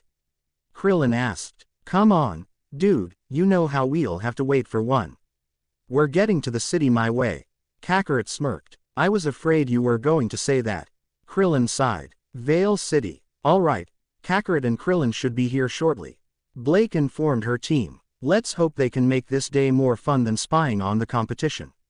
Yang said. We are not spying. We are here to welcome the exchange students and observe their skills in class. Weiss protested. Yeah, sure, keep telling yourself that. Yang rolled her eyes. Whoa. Ruby shocked. Her team turns to where Ruby is staring at and saw a dust store with yellow caution taps around it. Meanwhile, Kakarot is seen flying over some buildings of the city with Krillin in one arm. I don't think I'll ever get used to this. Krillin said, panicking a little. Relax, you're fine. Oh, I think I see Blake and the others.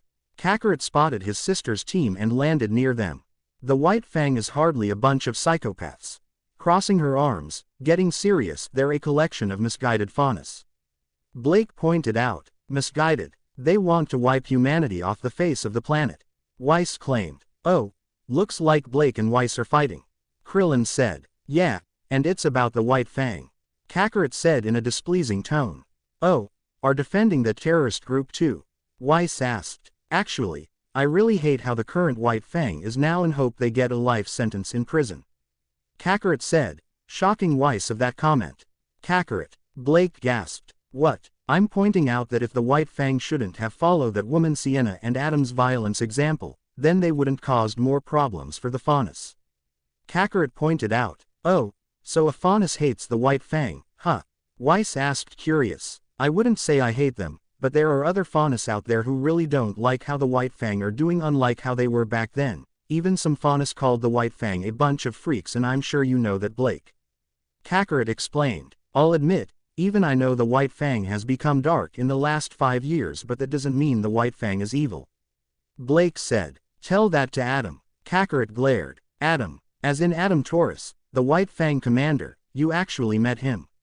Weiss asked, shocked. Before Kakarot could answer that question, they heard a man shouting and they turned their heads to the dock, seeing a young man jumping out of a boat. The boy is a tan-skinned boy with short spiky light blonde hair and blue eyes. He wears 2 red wrist bracers over black fingerless gloves and an open loose-collared white jacket with no shirt underneath, displaying his muscular physique.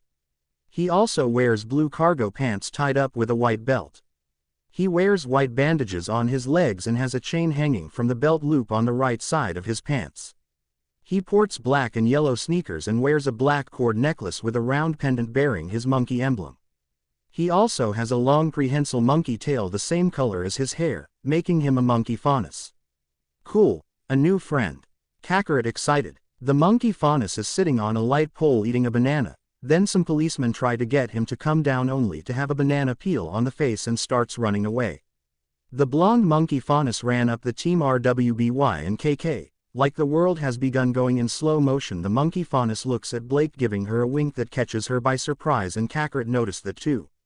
Well, Weiss, you wanted to see the competition, and there it goes, Yang gestured. Quick, we have to observe him. Weiss said, and everyone starts chasing after the monkey faunus. Kakarot knew they weren't going to catch him on foot and decided to take this chase on a higher view. He uses his flying ability to jump on top of a building and starts running a little fast. Gotcha. Kakarot smirked as he spotted the monkey faunus jumped on the rooftop to run. He sprints and tackle him as they roll over the roof until they stop. Hee hee, you sure gave the policeman the slip back at the dock. Kakarot joked. Thanks, does this mean you're not going to turn me in? The monkey faunus asked. Of course not, I can tell you're a good guy and you might be an exchange student from one of the combat schools. Kakarot said as the two get up. Yep, the name's Sun Wukong, leader of Team SNNN. Sun introduced himself. Cool, I'm Kakarot Belladonna and I'm one of the 2-man team known as KK. Kakarot introduced himself as they shake hands. And just to let you know, that was my sister you winked at earlier.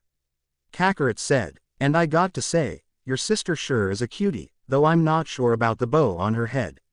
Sun mentioned about Blake's bow. Yeah, Blake is having some issues about herself, wanting people to accept her for who she is than what she is. Kakarot explained. I see, faunus problems with humans. Sun sighed. There's also the White Fang, which my sister has the most problem with, but I can't tell you that, for you'll have to ask her yourself if you want to know. Kakarot mentioned. Okay. Thanks for telling me all that. Sun said, and the two sat together on the edge of the roof. Oh yeah, where's your team? I figured a team of trainee huntsmen would travel together. Kakarot asked. They're still back at Haven Academy. I went on ahead because I couldn't hold the excitement of coming to a new place I've never been to. Sun explained. I guess I would be exciting like that too. Kakarot chuckled. You want me to take you to Beacon? I'm sure they have the dorm for the exchange student ready. Kakarot offered. Nah, I think I'm gonna wander around the city a bit longer. Besides, I think you should get back to your friends, so they don't get worried. Sun suggested. Fair enough, see you later. Kakarot bid farewell to Sun before jumping off the roof and landed safely on the ground heading back to the others. However, when he regroups with everyone, he sees Weiss and Blake are arguing again about the White Fang on whether or not they are murderers or just misguided people who wanted to be treated better in life. I take it I didn't miss much? Kakarot asked sarcastically. Yeah, oh, but we met a new friend. Ruby gestured toward the new girl. Hello, my name is Penny Polendina. Penny introduced herself. She has short, rather curly orange hair with a small ahoge on top that came down to her chin, and she wore a pink bow on the back of her head. She also has bright green eyes, light skin and freckles. She wears a whitish-gray old-fashioned blouse with short gray feminine overalls, as well as a black and green collar with a matching pair of stockings. Hi there, Penny, I'm Kakarot Belladonna. Kakarot greeted. So, you admit it. The White Fang is just a radical group of terrorists. Weiss said, bringing everyone's attention to argument. That's not what I meant, and you know it. Blake angered. Maybe we should head back to Beacon, Yang suggested. Yeah, I'm sure they'll cool down soon. Krillin hoped. Team RWBY's room. Not. Krillin sighed that his hope didn't come true. He and Kakarot are sitting with Ruby and Yang as they watch the argument between Black and White. Will they ever shut up? Kakarot groaned. Yang even bothered to make a pun to cheer him up as she just placed a hand on his shoulder. You realize you are defending an organization that hates humanity, don't you? The faunus of the White Fang are pure evil. Even your brother agrees this. Weiss pointed out. There's no such thing as pure evil. Why do you think they hate humanity so much? It's because of people like Cardin, people like you, that force the White Fang to take such drastic measures.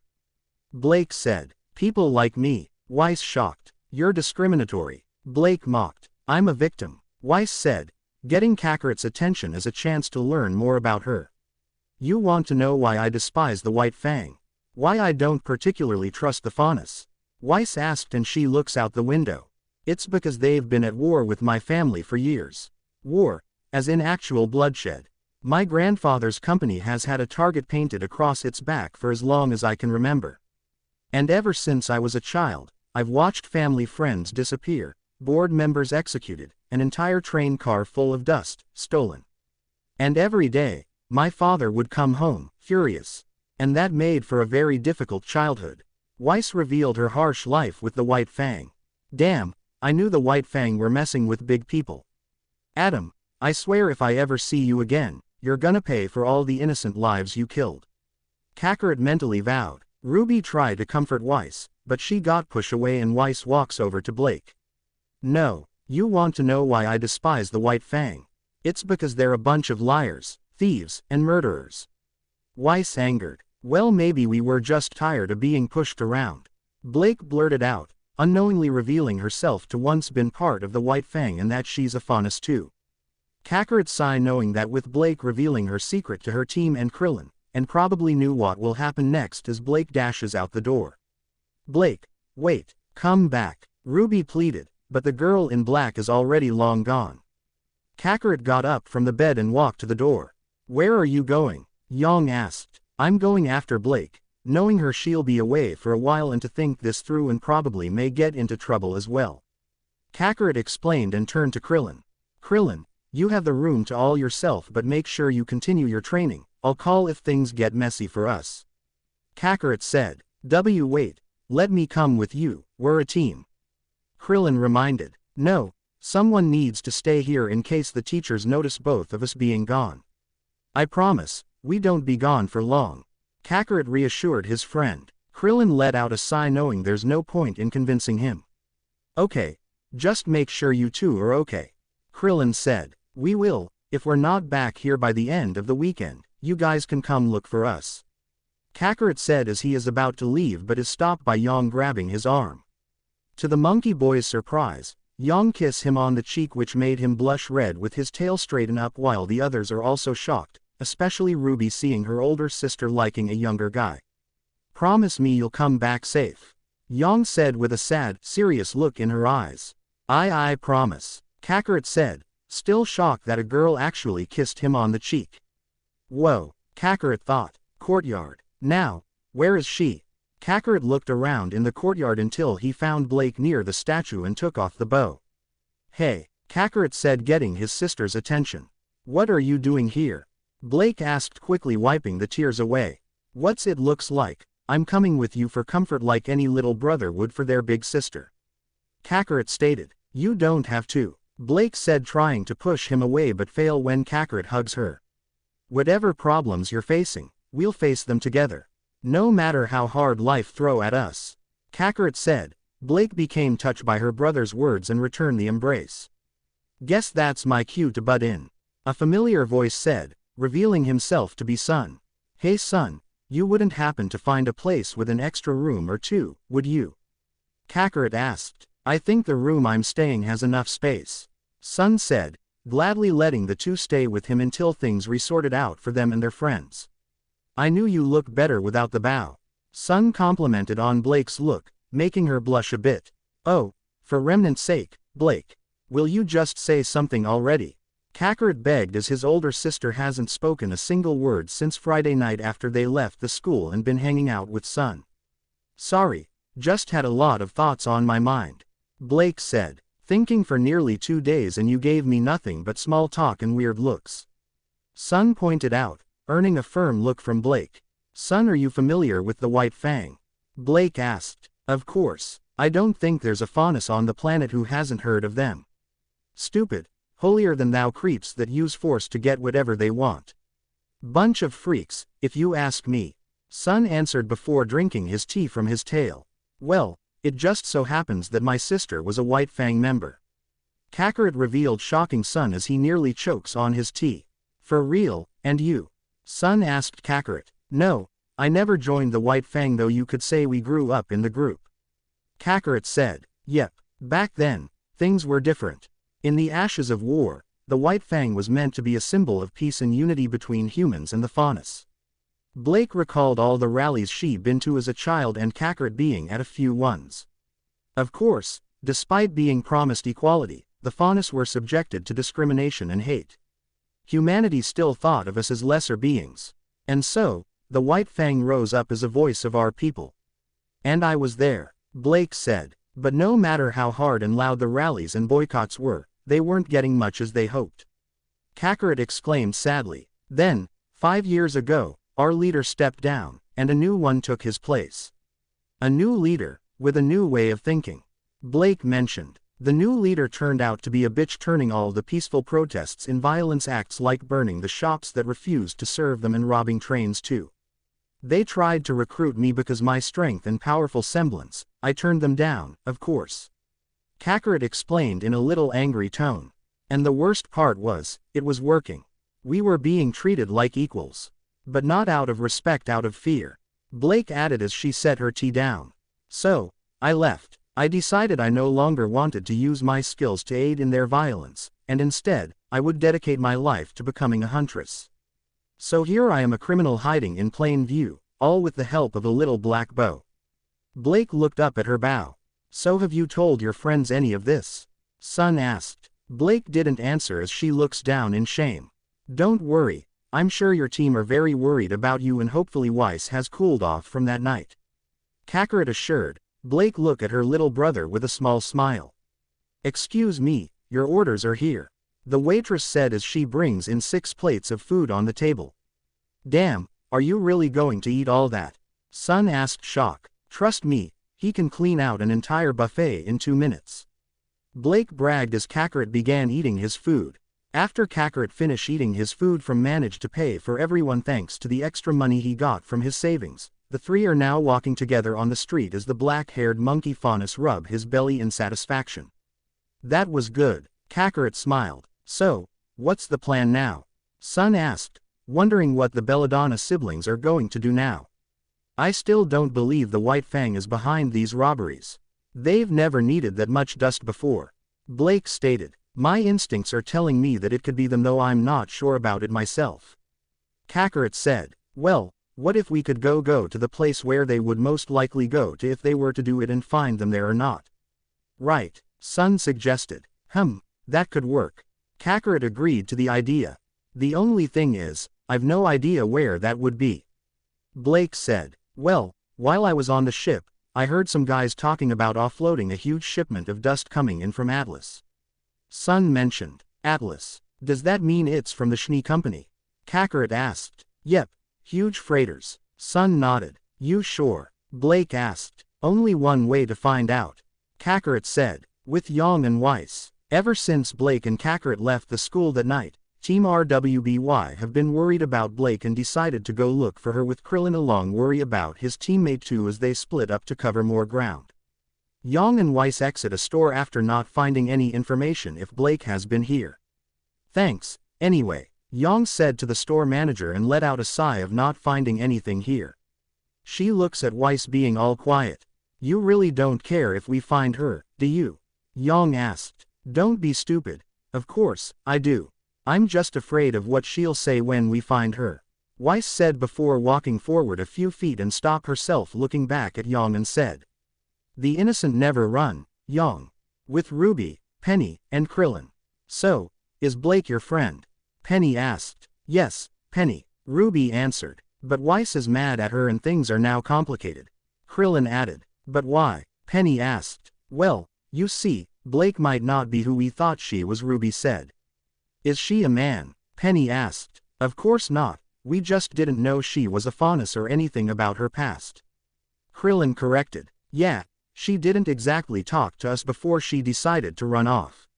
Ruby said. I don't have a lot of friends, but if I did, I would want them to talk to me about things. Penny said. Me too, Ruby sighed. Too bad it isn't that simple to some people. Krillin stated. Nighttime, warehouse area. Blake and Kakarot are seen laying low on the rooftop of a building near the dust containers, watching them to see if anything is going to happen and if the White Fang are really going to steal all that dusts. Did I miss anything? Sun asked as he appeared behind them with some fruits in his arms. Not really. They've offloaded the crates from the boat. Now they're just sitting there. Blake reported. Yeah, I thought stakeouts would be a little more exciting than this. Kakarot sighed, feeling bored. Don't worry, I'm sure something will happen. I stole some food for you. Sun offered an apple. Thanks, I'm starving. Kakarot took the apple and eats it. Do you always break the law without giving a second thought? Blake questioned. Hey, weren't you in a cult or something? Sun asked defensively. Oh, burn. Kakarot said, earning the scary cat glare from Blake. Then they heard a loud noise coming from above them and saw a bullhead making a landing and opening its hatch to let out a group wearing a uniform that is very familiar to Blake and Kakarot, including the bloody cat symbol on their backs. So, the White Fangs are dealing dusts. Kakarot glared. You really didn't think they were behind it, did you?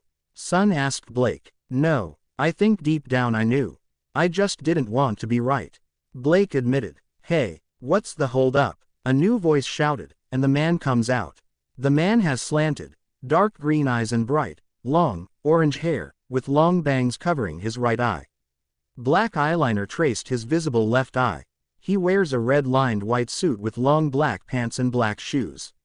His accessories included a small gray scarf, black gloves with buckled sleeves, and a black bowler hat with a small feather tucked into its red band. Wait, is that human with the white fang? Kakarot confused. That's Roman Torchwick, one of the top criminals in Remnant. Blake informed while being shocked of this. We're not exactly the most inconspicuous bunch of thieves at the moment, so why don't you animals try to pick up the pace? Roman said to the White Fang members. This isn't right. The White Fang would never work with a human. Especially not one like that. Blake said before standing up and jumping off the building with her sword out. Hey, what are you doing? Sun asked, worry. Somehow, I knew she was gonna do that. Kakarot sighed. Blake lands on the ground and sneaks around to the bullhead, making sure not to be seen by the White Fang members here. Then she saw Roman talking to one Solider. Taking this as an opportunity, she sprints to Roman, grabbing one of his arm and putting her blade close to the neck.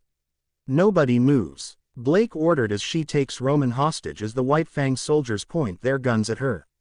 Blake removes her bow, showing her cat ears. Brothers of the White Fang. Why are you aiding this scum? Blake asked. The White Fang members didn't answer and Roman laughs a little. Oh, kid, didn't you get the memo? Roman asked. What are you talking about? Blake asked back. The White Fang and I are going in on a joint business venture together. Roman explained. Tell me what it is or I'll put an end to your little operation. Blake threatened, but then she felt strong wind coming from above. I wouldn't exactly call it a little operation. Roman looked up to see two more bullheads, much to Blake's horror. Roman used that distraction to fire his cane at Blake's feet, causing a large explosion and blowing Blake away. With Ruby, Penny, and Krillin. The three heard the explosion as they turned around, seeing the large smoke. Ruby and Krillin became worried about that and headed there with Penny behind them. Back at the warehouse area, Roman looks around trying to find that cat girl to blast her again, then suddenly got punched in the face that sent him flying toward a metal cargo. No one blast my sister and gets away with it, Kakarot shouted in rage. Roman gets up from the crash, only to be pushed down again by Sun, who jumped on the back of his head, knocking him down and rolled to Kakarot's side, and they get surrounded by White Fang members and White Fang snipers on the containers. You two aren't the brightest banana in the bunch, you are? Roman asked sarcastically. You take on the White Fang soldiers here while I go for the snipers, Kakarot suggested. Got it, Sun smirked. Kakarot flew in the air and started shooting the snipers with his aura blast. Some tried to shoot him down, but the flying monkey Faunus dodged them easily and blasted those snipers too. Few of the White Fang soldiers have brought out a bigger gun, a cannon to be exact, and fire at Kakarot, hoping to blow him to pieces, but that didn't happen as Kakarot caught the fire dust blast and threw it right back at them. Those White Fang soldiers panic as the fire dust blast hit them, causing a big explosion. Sun is handling the other White Fang soldiers pretty well as he is knocking them down with his punches and kicks. Then he brought out his weapon into a bow staff to do some more butt kicking to the White Fang. Sun quickly notices Roman aiming his cane at him, firing a blast, and spin his bow staff fast to block the blast. He's mine. Blake jumped past Sun and charged toward Roman. Blake attacks Roman using her speed to move around, using her semblance and both her blades to take him down, but the orange-haired criminal managed to defend himself with his cane, deflecting most blows and got a few hits on Blake until he hits her with his cane to make her go down. Then Sun appears, forcing Roman away from Blake, and disconnected his bow staff into nunchucks that also acts as guns, firing flame-like shots at Roman as he defend the firing nunchuk barrage, until Roman made one opening for a millisecond that allowed Blake to attack, knocking him back, and then Kakarot came in roundhouse kick him to the right. Hey, Ruby called out, her scythe out, and Krillin with his shield. Guys, Kakarot said, happy to see them. Well, hello, Red. Isn't it past your bedtime? Roman asked sarcastically. Ruby, are these people your friends? Penny confused of what's going on. Penny, get back, Ruby said. Roman fired his cane at Ruby while she's distracted a little. Krillin quickly got in front of her to block the blast with his turtle shield, but the force sends them flying back. Penny looked at Roman, glaring at the criminal, thinking teaching him a lesson. Penny, wait, stop, Ruby said as she doesn't want Penny to get hurt. Don't worry, Ruby, I'm combat ready, Penny said before jumping down to the ground, and her backpack opens, releasing several swords hovering behind her. Penny starts taking down some White Fang members left and right with her hovering swords as they spin around her, and when two of the bullheads came open, firing on her, as she was able to take down one with a green energy wave that slices it in half, then launch her swords at the other bullhead with the dust container trying to pull it down. She was able to pull down the bullhead, making it crash to the ground while Roman make his escape on the last transport. These kids just keep getting weirder, Roman said as he leaves the area. Kakarot tried to go after him, but few White Fang members with gun fired at him and he blasted them away. Later, after the incident, the police arrived at the warehouse area and soon Yang and Weiss arrived. Blake looked at Kakarot as he nodded, telling her the time is now to talk with her team. Weiss, I want you to know that I'm no longer associated with the White Fang. Back when I was with the, but Weiss cut her off. Stop, do you have any idea of how long we've been searching for you? She paused for a second or two. 12 hours. That means I've had 12 hours to think about this. And in that 12 hours, I've decided. Yang, Sun, and Ruby became worried as Kakarot hoped Weiss truly made up her mind. I don't care, Weiss said. You don't care? Blake surprised. You said you're not one of them anymore, right? Weiss asked. No, I haven't been since I was younger, Blake tried to explain, but Weiss slices her again. Ah, bah bah bah bah. I don't want to hear it. All I want to know is that the next time something this big comes up, you'll come to your teammates. And not someone else. Weiss said, looking at Sun suspiciously as he chuckles nervous. Blake looked at Yang and Ruby, who are grinning at her, telling her they'll be there for her whenever she's in trouble.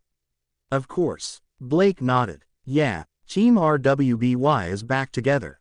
Ruby cheered. Guess things worked out for the best, huh? Krillin asked Kakarot. I believe this experience have made their bond stronger, and we'll need that strength to fight against whatever comes our way. Kakarot stated as he needs to get stronger too. Dude, I don't think I can make it.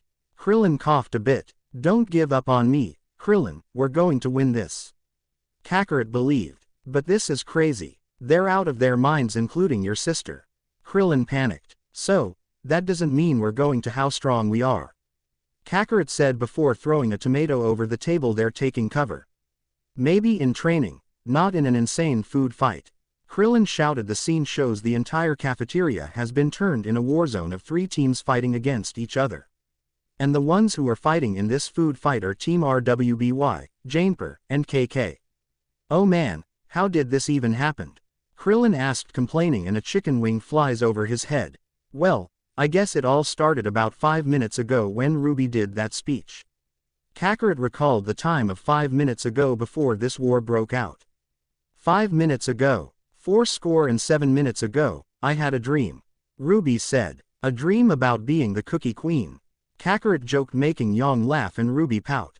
For your information, it's a dream that one day, the 4 of us will come together, as a team, and have the most fun anyone has ever had ever.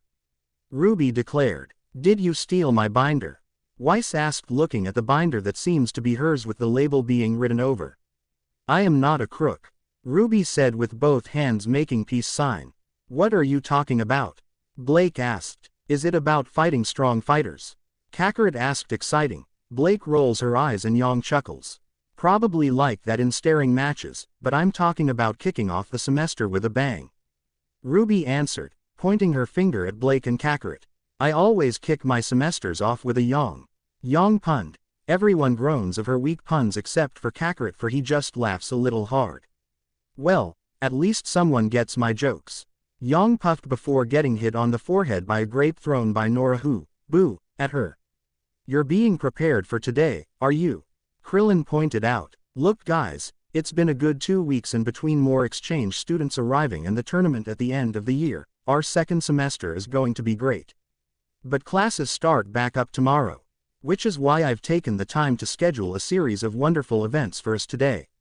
Ruby stated. I don't know whether to be proud or scared of what you have in store. Weiss creeped out that her partner is taking this a little too seriously.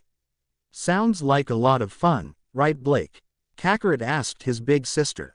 I don't know. I think I might sit this one out. Blake said, not feeling like doing anything today. Come on, you got to enjoy life more than doing nothing. Kakarot refused to let Blake being left out on the fun. He's right. Sit out or not, I think that however we spend this last day, we should do it as a team. Weiss agreed and stands up. I for one think that Weiss didn't get to finish her sentence because Nora threw a cake that was meant for Yang hit her face instead and everyone became shocked. Present. And that how it happened. Kakarot finished recalling. Damn it, Nora, this is all her fault. And where did she even get the cake? Krillin asked, angry. Quiet, you're complaining, we got a war to win. Kakarot determined as he spins a long hard bread around like a bow staff and into the battle. Krillin let out a sigh, wondering to himself of why did this happen and how he ended up having Kakarot as his partner, but he knew making himself ask 20 questions isn't going to fix everything, and remember the old saying his mom taught him, if you can't beat them, join them. He quickly out his shell shield, opening the rocket hatches, aiming it at Nora. Hope you like hot potatoes, Queenie. Krillin fired a couple dozen hot, steamy potatoes from the shield. Nora saw the incoming hot potatoes and starts swinging her watermelon hammer, smashing the flying potatoes in the air and dodges a few of them, then she grabs one in her hand. Have a taste of your own ammo, Nora said, throwing the hot potato at Krillin, who quickly ducks down for it to hit the wall. Kakarot charges at Blake with a rope of sausages as her weapon, using the long bread to pull over himself toward her for a kick to the head. She stops herself from falling and regained her balance as she looks at Kakarot. Hope you're prepared to taste defeat, big sis. Kakarot smirked as he spins his bread in a fight pose. Maybe, but let's see how you'll enjoy the sad taste of the floor when I'm done with you. Blake whipped her sausage rope into her fighting pose. The two belladonnas charge at each other as Kakarot tries to hit her with his bread but keeps blocking his attacks with her sausage rope, swinging it around herself and trying to hit as he kept dodging from getting himself wrapped by that. When Kakarot can get in close to Blake, she would throw in a few kicks and he counters them with his own kicks while they clash their food weapons too. Blake saw an opening wrapping at the meat rope around his leg and pull, making him stumble forward a bit before the cat girl slides under him to wrap his other leg and pull to make him trip. Kakarot wasn't going to let this slide and push himself up too hard that he gone airborne, which is exactly what Blake was hoping for as she starts pulling on the sausage rope, dragging her little brother along, swinging him around and then slam him to a pile of tables. Blake pulls back her sausage rope and waited to see if Kakarot is down for the count, but knowing her adopted little brother better is that he won't go down until the fight is over. And just like that, Kakarot burst out of the tables with a powerful shockwave. Even with your mighty sausage kung fu, I remain in body and spirit that you can never break. Kakarot talked like he's in one of those martial art movies. Give it up. Team JNPR is about to be defeated and your team will have no chance. Blake said, also talking like that. How about a chance of a bread in your face? Kakarot kicked the bread toward Blake like a flying spear. Blake quickly wrapped the bread, throwing it off course and away from her as Kakarot blitzed to her side, throwing a strong uppercut sending her flying in the air. He grabs the sausage rope, wrapping it around Blake's body and pulling her down as he quickly brings up a watermelon with his feet and put it in the air right between him and Blake. Watermelon shout! Kakarot thrusted his hand at the watermelon, causing it to explode with a shockwave, sending Blake flying and crashing toward a wall while being covered in watermelon pieces and juice. Kakarot, help! Krillin called out as he's being pinned down by Nora and smack his shield away. Nora spins around fast and slam her watermelon hammer to the stomach, sending him flying out the window as he screams for his life. Krillin! Kakarot screamed and glares at Nora. Now you've done it! Kakarot yelled before charging in. Nora smirks as swings her fruity hammer at Kakarot as he jumps over, wrapping her arms around with the sausage rope, forcing her arms to go up, and starts wrapping her legs and body with the meaty rope until his trap and couldn't move. He pulls the sausage rope hard, causing Nora to spin like a crazy spinning top. Kakarot grabs a tomato in his and ran to Nora as she stops spinning for him to slam the red vegetable right in the face, sending her flying a few feet away. Kakarot looks around, seeing almost everyone is down including Young, which was a big disappointment since he wanted to fight her too. The only one left is Ruby as she gets in a start running position. Stand down, Ruby. Surround now or you'll be taste yourself in soda flavor for days. Kakarot threatened as he grabs two cans in each hand, putting them together. Not a chance, I must avenge my team and win this food fight. Ruby proclaimed. Come and get it then. Kakarot dared as he starts shaking the soda cans so fast that they're becoming a blur. Ruby charged, turning into a swirling red rose petal missile, causing the wind around her to follow, picking up all the soda cans and some food as well. Kakarot didn't move an inch from his spot as he continues shaking the soda cans in his hands, seeing Ruby coming at him closer and closer. His instinct kicks in and thrust his hands forward with the soda cans pointed at the incoming red missile, being a foot away from him, opening the soda cans all at once. He also transferred his aura energy into the sodas, unleashing a big blast of soda wave that knocked Ruby flying backward and getting hit by all the soda cans carried by her wind. Kakarot moves out of the way, letting the soda cans take Ruby crashing to a wall where Team JNPR have been pinned by the wind and splashed hard from the sodas with Ruby. Victory for Team KK. Kakarot declared. We won. Krillin asked as he climbs through the window covered in leaves and twigs. Kakarot ran to where to knock Blake to and help her up on her feet. Hope I didn't hit you too hard. Kakarot concerned. I'm fine, though I think you got a little something on your face. Blake said before pulling out a ketchup bottle, squirting some on his face. Hey, Kakarot laughed as Blake giggles. A loud slamming sound of the door flinches the siblings as they see an angry Professor Goodwitch marching into the cafeteria. She waves her crop outward and uses her semblance to make the entire cafeteria all better, like the whole food fight never happened. Children, please do not play with your food. Glinda glared as the students gathered to each other, being scared of the witch professor a little. You know, we did wasted a lot of food. Kakarot pointed out, making his fellow trainees looking at him weird. Nora let out a burp and Yang suddenly came crashing down from the ceiling and got right back up and holding out a thumb up. this causes everyone to laugh, thought annoying to Glinda. She was about to go scold them, but Ozpin stopped her with a hand on her shoulder. Let it go, Ozpin said. They're supposed to be the defenders of the world. Glinda sighed. And they will be, but right now they're still children, Ozpin stated, seeing the students enjoying themselves and having fun together before turning around and walking away. After all, it isn't a role they'll have forever, Ozpin said. Warehouse. So, tell me, did you get any information about that Kakarot Belladonna? A woman asked. She's a fair-skinned woman with ashen black hair that covers her left eye, bright amber eyes. She wears lipstick and violet eyeshadow. She wears a dark red, off-the-shoulders, V-neck mini dress with yellow designs. There is a blue feather-like accessory on her right hip, at the top of an open portion of her dress. The dress ends in an upside-down triangular tail in the back, ending just above the knees. There is a baseball diamond-shaped keyhole on the dress, upper back at the same height as her chest. The sleeves end in a triangle shape, which are wrapped or tied around her middle finger, with the gold designs of the sleeve taking over at the wrists. Her fingernails are painted dark red. She wears black shorts underneath her dress, as well as a black choker on her neck. She has a gold loop earring with a black gem dangling from it on her right ear. She has dark, glass, high-heeled shoes and a jeweled anklet on her right leg.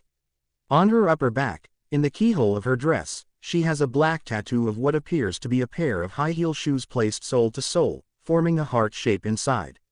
We have Cinder. Obviously he's adopted. Consider they share no family traits to each other. A girl answered. She's a young woman with medium brown skin and dark red eyes. Her hair is a light mint green with a straight fringe and bangs, as well as 2 long locks on each side in the back. She wears 2 bronze-colored rings on her middle fingers as well as a pair of strappy high-heeled pumps. She wears intricate white top and an olive-colored crop top, on the back of which is her personal emblem. This emblem is in the shape of a cut gem. White pants and brown chaps that end at her calves and an overlong belt, twice wrapped, where she keeps her weapons as well as a single pouch.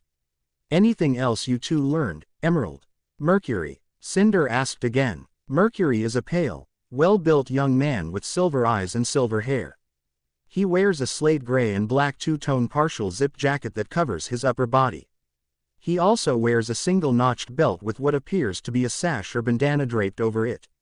Protecting his arms are a set of re-embraces and vambraces. Did got some word from the White Fang in Menagerie that Monkey Boy and the cat is also called the Child from Heaven or whatever. Mercury informed. What the heck is that supposed to mean? Roman asked. I don't know, that's what they told me, also something about finding him inside a metal ball that fell from the sky. Mercury mentioned. Whoa, you mean to tell us that kid came from space? Roman gasped. We were shocked by this too when they sent us the picture of the spacecraft. Emerald pulled out her scroll and showed Cinder the spacecraft Kakarot was in as a baby. This is unexpected and interesting. Cinder grinned. Wait, you don't actually believe this, do you? Roman asked, getting a little scared here. Life is always full of mysteries and I think this boy is the biggest one of them all. Cinder said, sliding the picture to Kakarot, wondering if she could get him on her mistress's side. All right, it's time to move. Have the White Fang clear out this building. I'll send you details and coordinates tonight. Cinder ordered as she walks away with Emerald and Mercury behind her. Coordinates. Roman confused. We're proceeding to phase 2. Cinder said. If he is indeed some beyond the stars, then I'm sure my queen want him on our side or at least make him join. Cinder thought, chuckled, feeling excited to meet Kakarot Belladonna in person. Kakarot and Krillin are seen in the library doing some studying, which Kakarot hates doing, for he wants to be at the training hall right now than forcing his eyes on a book. The only reason he's even here in the first place is because Krillin convinced him that he needed to focus on his grades with some words from his big sister. Speaking of Blake, she along with her team are playing a board game called Remnant. The game looking like most of them are having fun as Young seems to be winning the most and Blake is not even paying attention to the game at all. I hate this game of emotions we play. Weiss winced. Stay strong, Weiss. We'll make it through this together. Ruby sobbed as she hops on Weiss's lap. Shut up. Don't touch me. Weiss sobbed and returned the hug to Ruby. They're so lucky, Kakarot sighed. Dude, try to stay focused. Krillin said. Don't care. I want to get out of studying. Kakarot stand up and walk over to her sister and friends. Hey guys, enjoying yourselves? Kakarot asked. I was hoping to play when they finish the game so I can show them I got strategy mind. John poked his head, which I doubt you do. Weiss looked away. You'll be surprised of what John is capable of if you will give him a chance. Pyrrha stated, making John happy. Sup losers. Sun greeted with 3 other people behind him. Hey, Sun. Ruby greeted back. What's up, my monkey brother? Kakarot said high-fiving Sun and they hightail too. Yep, Kakarot, Ruby, Yang, Blake Ice Queen. Sun said the last part. Why does everyone keep calling me that? Weiss angered a little. I never got a chance to formally introduce you to 3 of my old friends. Sun gestured. Aren't libraries for reading? The boy with the sky blue hair asked. He is a teenage boy with tan skin, dark blue eyes, and messy light blue hair in the form of an undercut. He wears a white dress shirt and black tie under a red jacket adorned with a wide, upturned, black collar and a silver reticle across the back. He also sports a pair of gray jeans with black padding strapped to the sides as well as black shoes fastened with straps instead of laces. Notable accessories within his attire include black fingerless gloves and a pair of yellow-tinted goggles typically worn on his forehead. Thank you, Ren shouted with his hands in the air. Pancakes. Nora shot herself awake. Shut up. Don't be a nerd, Sun said. Gay. Intellectual. Okay, thank you. Neptune corrected Sun before turning to the others. I'm Neptune. Hi, I'm Bulma Brief. Bulma introduced herself. Bulma is a young woman with blue turquoise hair tied in a braided ponytail with a red ribbon and wears a short pink dress with her name on it with blue sneakers and purple socks. She also wears a metal brown long glove on her right arm and a short glove on the left, red knee pads with yellow buds on each corner. I'm Yamcha, pleasure to meet you all. Yamcha smiled with a glance shiny smile. Yamcha is a young muscular young man with long spiky-like black hair that goes down to the middle of his back with long sideburns and has yellow eyes. He wears a white martial art gi with gray trousers. There is a black wolf symbol on the back. He also has a cross-shaped scar on his left cheek. Cool, nice to meet you guys. Kakarot excited. Bulma, I thought I would see you again. Weiss greeted with a wave. Hey Weiss, glad to see you're doing okay. Bulma waved back. You two know each other? Ruby asked curious. Bulma and I used to meet each other as children whenever our parents would meet each other in either of our houses. Her father is one of the famous scientists who helped the world by putting big things into smaller packages. Weiss explained. Most of everyone around her confused. She means like this. Bulma pulled out a small capsule with a number 7 on it, pressed the button on top and threw it in the air before it explodes into a harmless puff of smoke and appears twin blue guns as she catches them in her hands. Oh, I heard of those before. They would help make big delivers easier to carry around like for mailmen. Krillin remembered. I think my mom has 3 of those for storage uses. John recalled. So, Neptune, where are you from? Weiss asked as Neptune approaches up to her. Haven. And I don't believe I've caught your name, Snow Angel. Neptune flirted. I'm Weiss. Weiss said as tiny blushes appear on her cheeks. Are you kidding me? John muttered. Looks like someone is jealous. Yamcha whispered to Bulma. I never took you as the board game playing type. Sun said seeing Blake holding some cards. Right, well, I think I'm done playing actually. I'll see you guys later. Blake walked away. Everyone looked at Blake with concern in her eyes, and Kakarot knows that something is definitely bothering her, and he intends to find that out. Women. Nora shrugged. Everyone turns their heads to her with confusion look on their faces. So, does this mean I can play now? John asked. Krillin, I'm going to check on Blake. Kakarot handed a history book to Krillin before following Blake. Doesn't that guy look younger than most? Yamcha asked. He's Blake's younger brother, 2 years younger to be exact. Yang revealed. 2 years younger. Yamcha gasped then got shushed by the library lady. I'm also 2 years younger. You could say we both made a good impression by Headmaster Ozpin. Ruby explained. That's cool. Bulma commented. Are we gonna play now because I'm feeling lucky today? John smirked as he shuffles the cards. Please, I was totally gonna win before Blake left. Yang smirked. Oh, Remnant. The game. This I got to see. Yamcha sat down close to the table. With Blake. Blake is sitting along on her bed looking out the window remembering the event that happened back at the dock warehouse area, how shocked she was seeing the White Fang is actually working with a human like Roman. Then she heard knocking on the door snapping her out of her troubled thoughts a bit. Blake, it's me, Kakarot called out from the other side of the side. The door is open. Blake responded and her little brother enters the room. Hey, you ditch the others back there, so I come see what's the problem. Kakarot said as he sat next to her. It's about the White Fang. Blake sighed. Why am I not surprised? Kakarot asked sarcastically. How could you think about them? They've been dealing more dust than they need and working with Roman Torchwick, of all people. There's something going with them and we need to know what those are. Blake stated. Blake, I know you care about the White Fangs since our dad founded the group years ago. But those guys are spilling innocent blood. I'm not even sure if they can be saved as long as Adam is alive. Kakarot pointed out. I know, I just wish there was something we could do. Stop the White Fang and help it return to what it was supposed to be. Blake hoped. Then maybe we can by trying to find out what Roman and the White Fang are up to. Kakarot suggested. Kakarot Belladonna, did you just suggested an idea that doesn't involving punching first? Blake asked surprised with a raised eyebrow. Hey, I can think with my head too. Kakarot offended. But seriously, we all have to come together if we're gonna solve this mystery. Kakarot said. When you say all, Blake paused. I mean our teams, yours and mine. I know the White Fang is your personal business that you want to settle on your own, but I think you're gonna have to face the fact that you can't handle this on your own. Kakarot pointed out. Maybe you're right, but I'm really worried about involving our team into this. Blake said, hugging her legs. Hey, they wouldn't be true friends if they haven't stuck with us even knowing about our past. Kakarot reminded her. Blake thought through of what Kakarot said about trusting their friends, even remembering her private talk with Ozpin the short time after the fight at the dock, though there was something during the conversation that got her worry a little. Something that Ozpin said that night. Flashback. You wouldn't have been the first. But what happened tonight was not an isolated incident. I may be your headmaster, but I am also a huntsman, and it is my sworn duty to protect this world from the forces that conspire against it. Blake, are you sure there is nothing else you would like to tell me?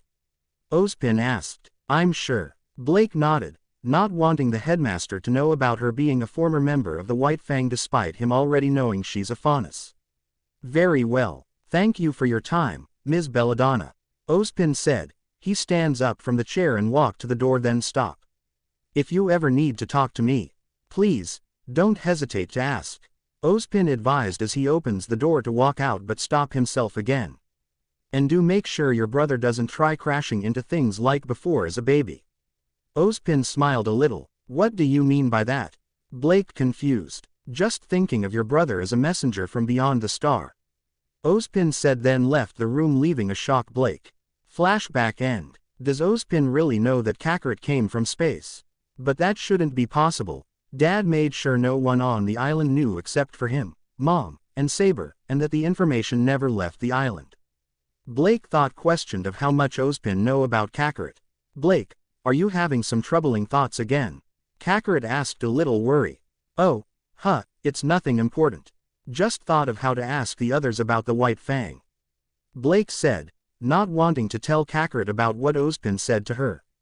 Okay, Kakarot nodded, and right on cue, the rest of Team RWBY and Krillin walk in the room together. We should have never let him play. Yang angered. Are you okay, Yang? Did one of the new boys try to make a move on you? Kakarot asked angry a little, pound his fist to his palm. Thanks for your worry, strong monkey boy, but I can take care of myself. Yang giggled placing a hand on Kakarot's shoulder. She's just mad 'cause John beat her at the game. See, if you had just attacked when I told you none of this would have happened.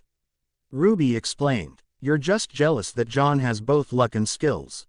Krillin teased. So, have you calmed down from what's been bothering since you left earlier? Weiss asked Blake, hoping she is okay. Yeah, I'm fine. Had some help with Kakarot and there's something I want to talk to you guys about. Blake announced as she stands up.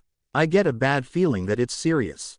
Krillin worried. It is, it's about the White Fang and Roman when we fought them back at the dock. Blake mentioned. I knew it, Krillin sighed. It's just that something big is happening and no one is doing anything about it. Blake said. Ozpin told us not to worry. Between the police and the huntsman, I'm sure they can handle it. Yang reminded her of what Ozpin said. Well, I'm not. They don't know the White Fang like I do. Blake stated, which is why we thought of doing the investigation of the White Fang activates ourselves. Kakarot revealed as he stands next to her. Okay, between blowing up nightclubs, stopping thieves, and fighting for freedom, I'm sure the four of you think that you're all ready to go out and apprehend these ne'er-do-wells. Weiss said. Who? Ruby confused. She means people who go on daring dangerous adventure. Krillin explained. Oh, that's nice. Ruby clapped her hands together. But let me once again be the voice of reason. We're students. We're not ready to handle this sort of situation. Weiss pointed out. Well, yeah, but Ruby tried to think of a good reason to get involved. Weiss is right. We don't know how big and dangerous this is that we might end up getting killed if we poke our nose into there too much. We have to be sure we're ready. Krillin agreed with Weiss. And we may never be ready. Our enemies aren't just going to sit around and wait for graduation day. Blake stated. Whatever those guys are planning, it's going to happen whether we're ready or not, and we got to get them soon. Kakarot said. Okay.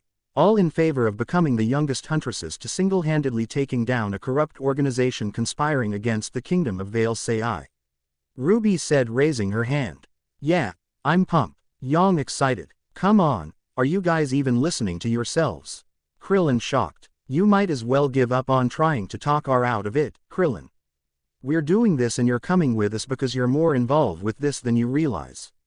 Kakarot pointed out. Krillin wanted to argue back, thinking what they're doing is crazy and will get into big trouble with the headmaster and Professor Goodwitch, but he knew they would risk of getting months of detention to battle the evil that may be lurking in the shadow of their peaceful world.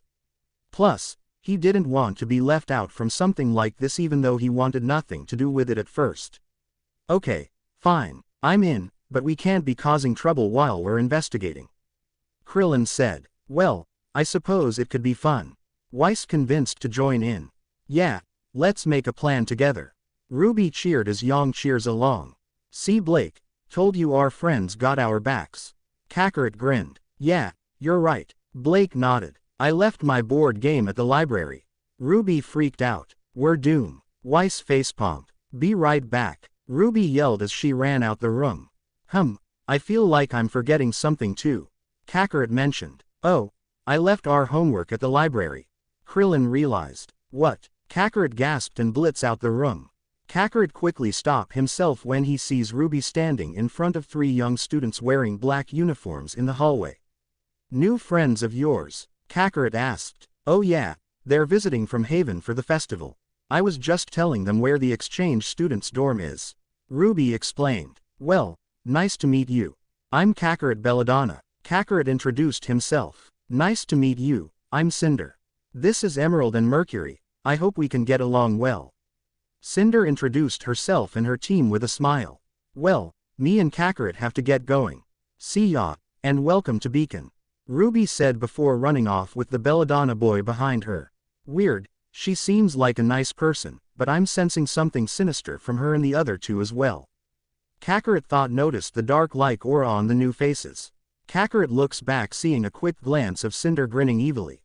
Kakarot, Blake, and their friends are seen in Professor Port's class lecture, more like telling another story about his heroic adventures as a young huntsman, as Kakarot is sleeping with his face on the desk while Krillin looks bored out of his mind. Then he noticed John leaning a little closer to Weiss. John, what are you doing?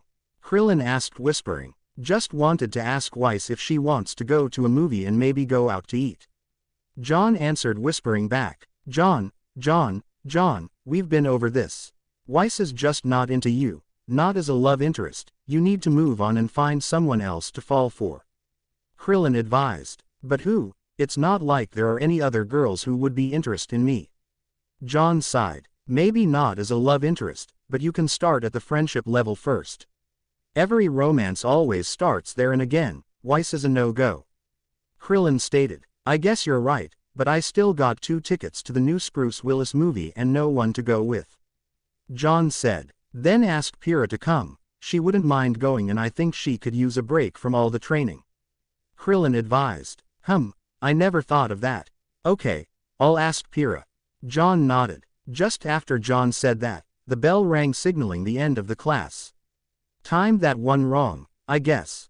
Well, the stunning conclusion to this story will have to wait. Until next time. Port smiled under his big mustache. Team RWBY's room. Okay, are all prepare? Ruby asked. Ready as we'll ever be.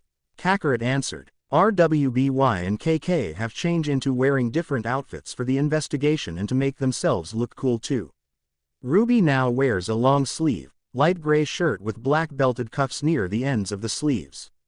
Over top of the gray shirt is a black pinafore with two vertical lines of red stitching that resemble the lacing on a corset. She wears a red skirt with a large black print of her emblem on the side and matching black tulle underneath. Her stockings and shoes remain the same as her original outfit, though the boots lack the red trim that decorated the top.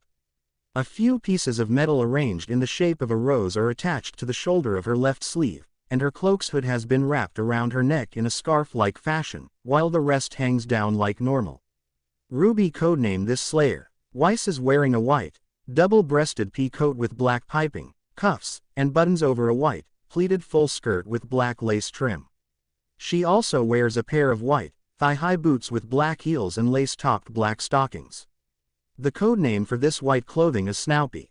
Blake's clothing is a white, V-neck, zip-up croc shirt with a black hem and three-quarter sleeves. Her emblem is printed in off-white on the left side of the shirt. She wears black pants that have a vertical gray stripe on the outer side of each leg and a black belt. Attached to the rear of the belt is a black piece of fabric that covers her from hip to hip. Underneath this is a longer, translucent, purple piece of fabric. She also wears black high-heel boots with two straps and buckles and purple underoles, reaching to mid-calf. She retains the black ribbons on her forearms and her black bow. Codename: Intruder. Yang's new outfit is a deep-collared cream vest worn over a low-cut black shirt. Both are covered by a dark gray shrug with a raised collar, three-quarter sleeves adorned with a single black stripe down the outside of each sleeve, and gold cuffs. A black mini skirt is worn under the cream vest. A pair of crooked black belts with gold accents are slung around her hip, with a purple piece of fabric attached to the left rear section of the lower belt. She wears thigh-high stockings attached to her miniskirt by garter belts on the front and back of each thigh, decorated with 4 golden studs above her knee and her emblem on the outside of each thigh in gold. She also wears black ankle boots with multiple buckles and white ribbons on the back tied in a bow. Around her neck is a purple pendant set in silver. The codename she named this one is Hunter.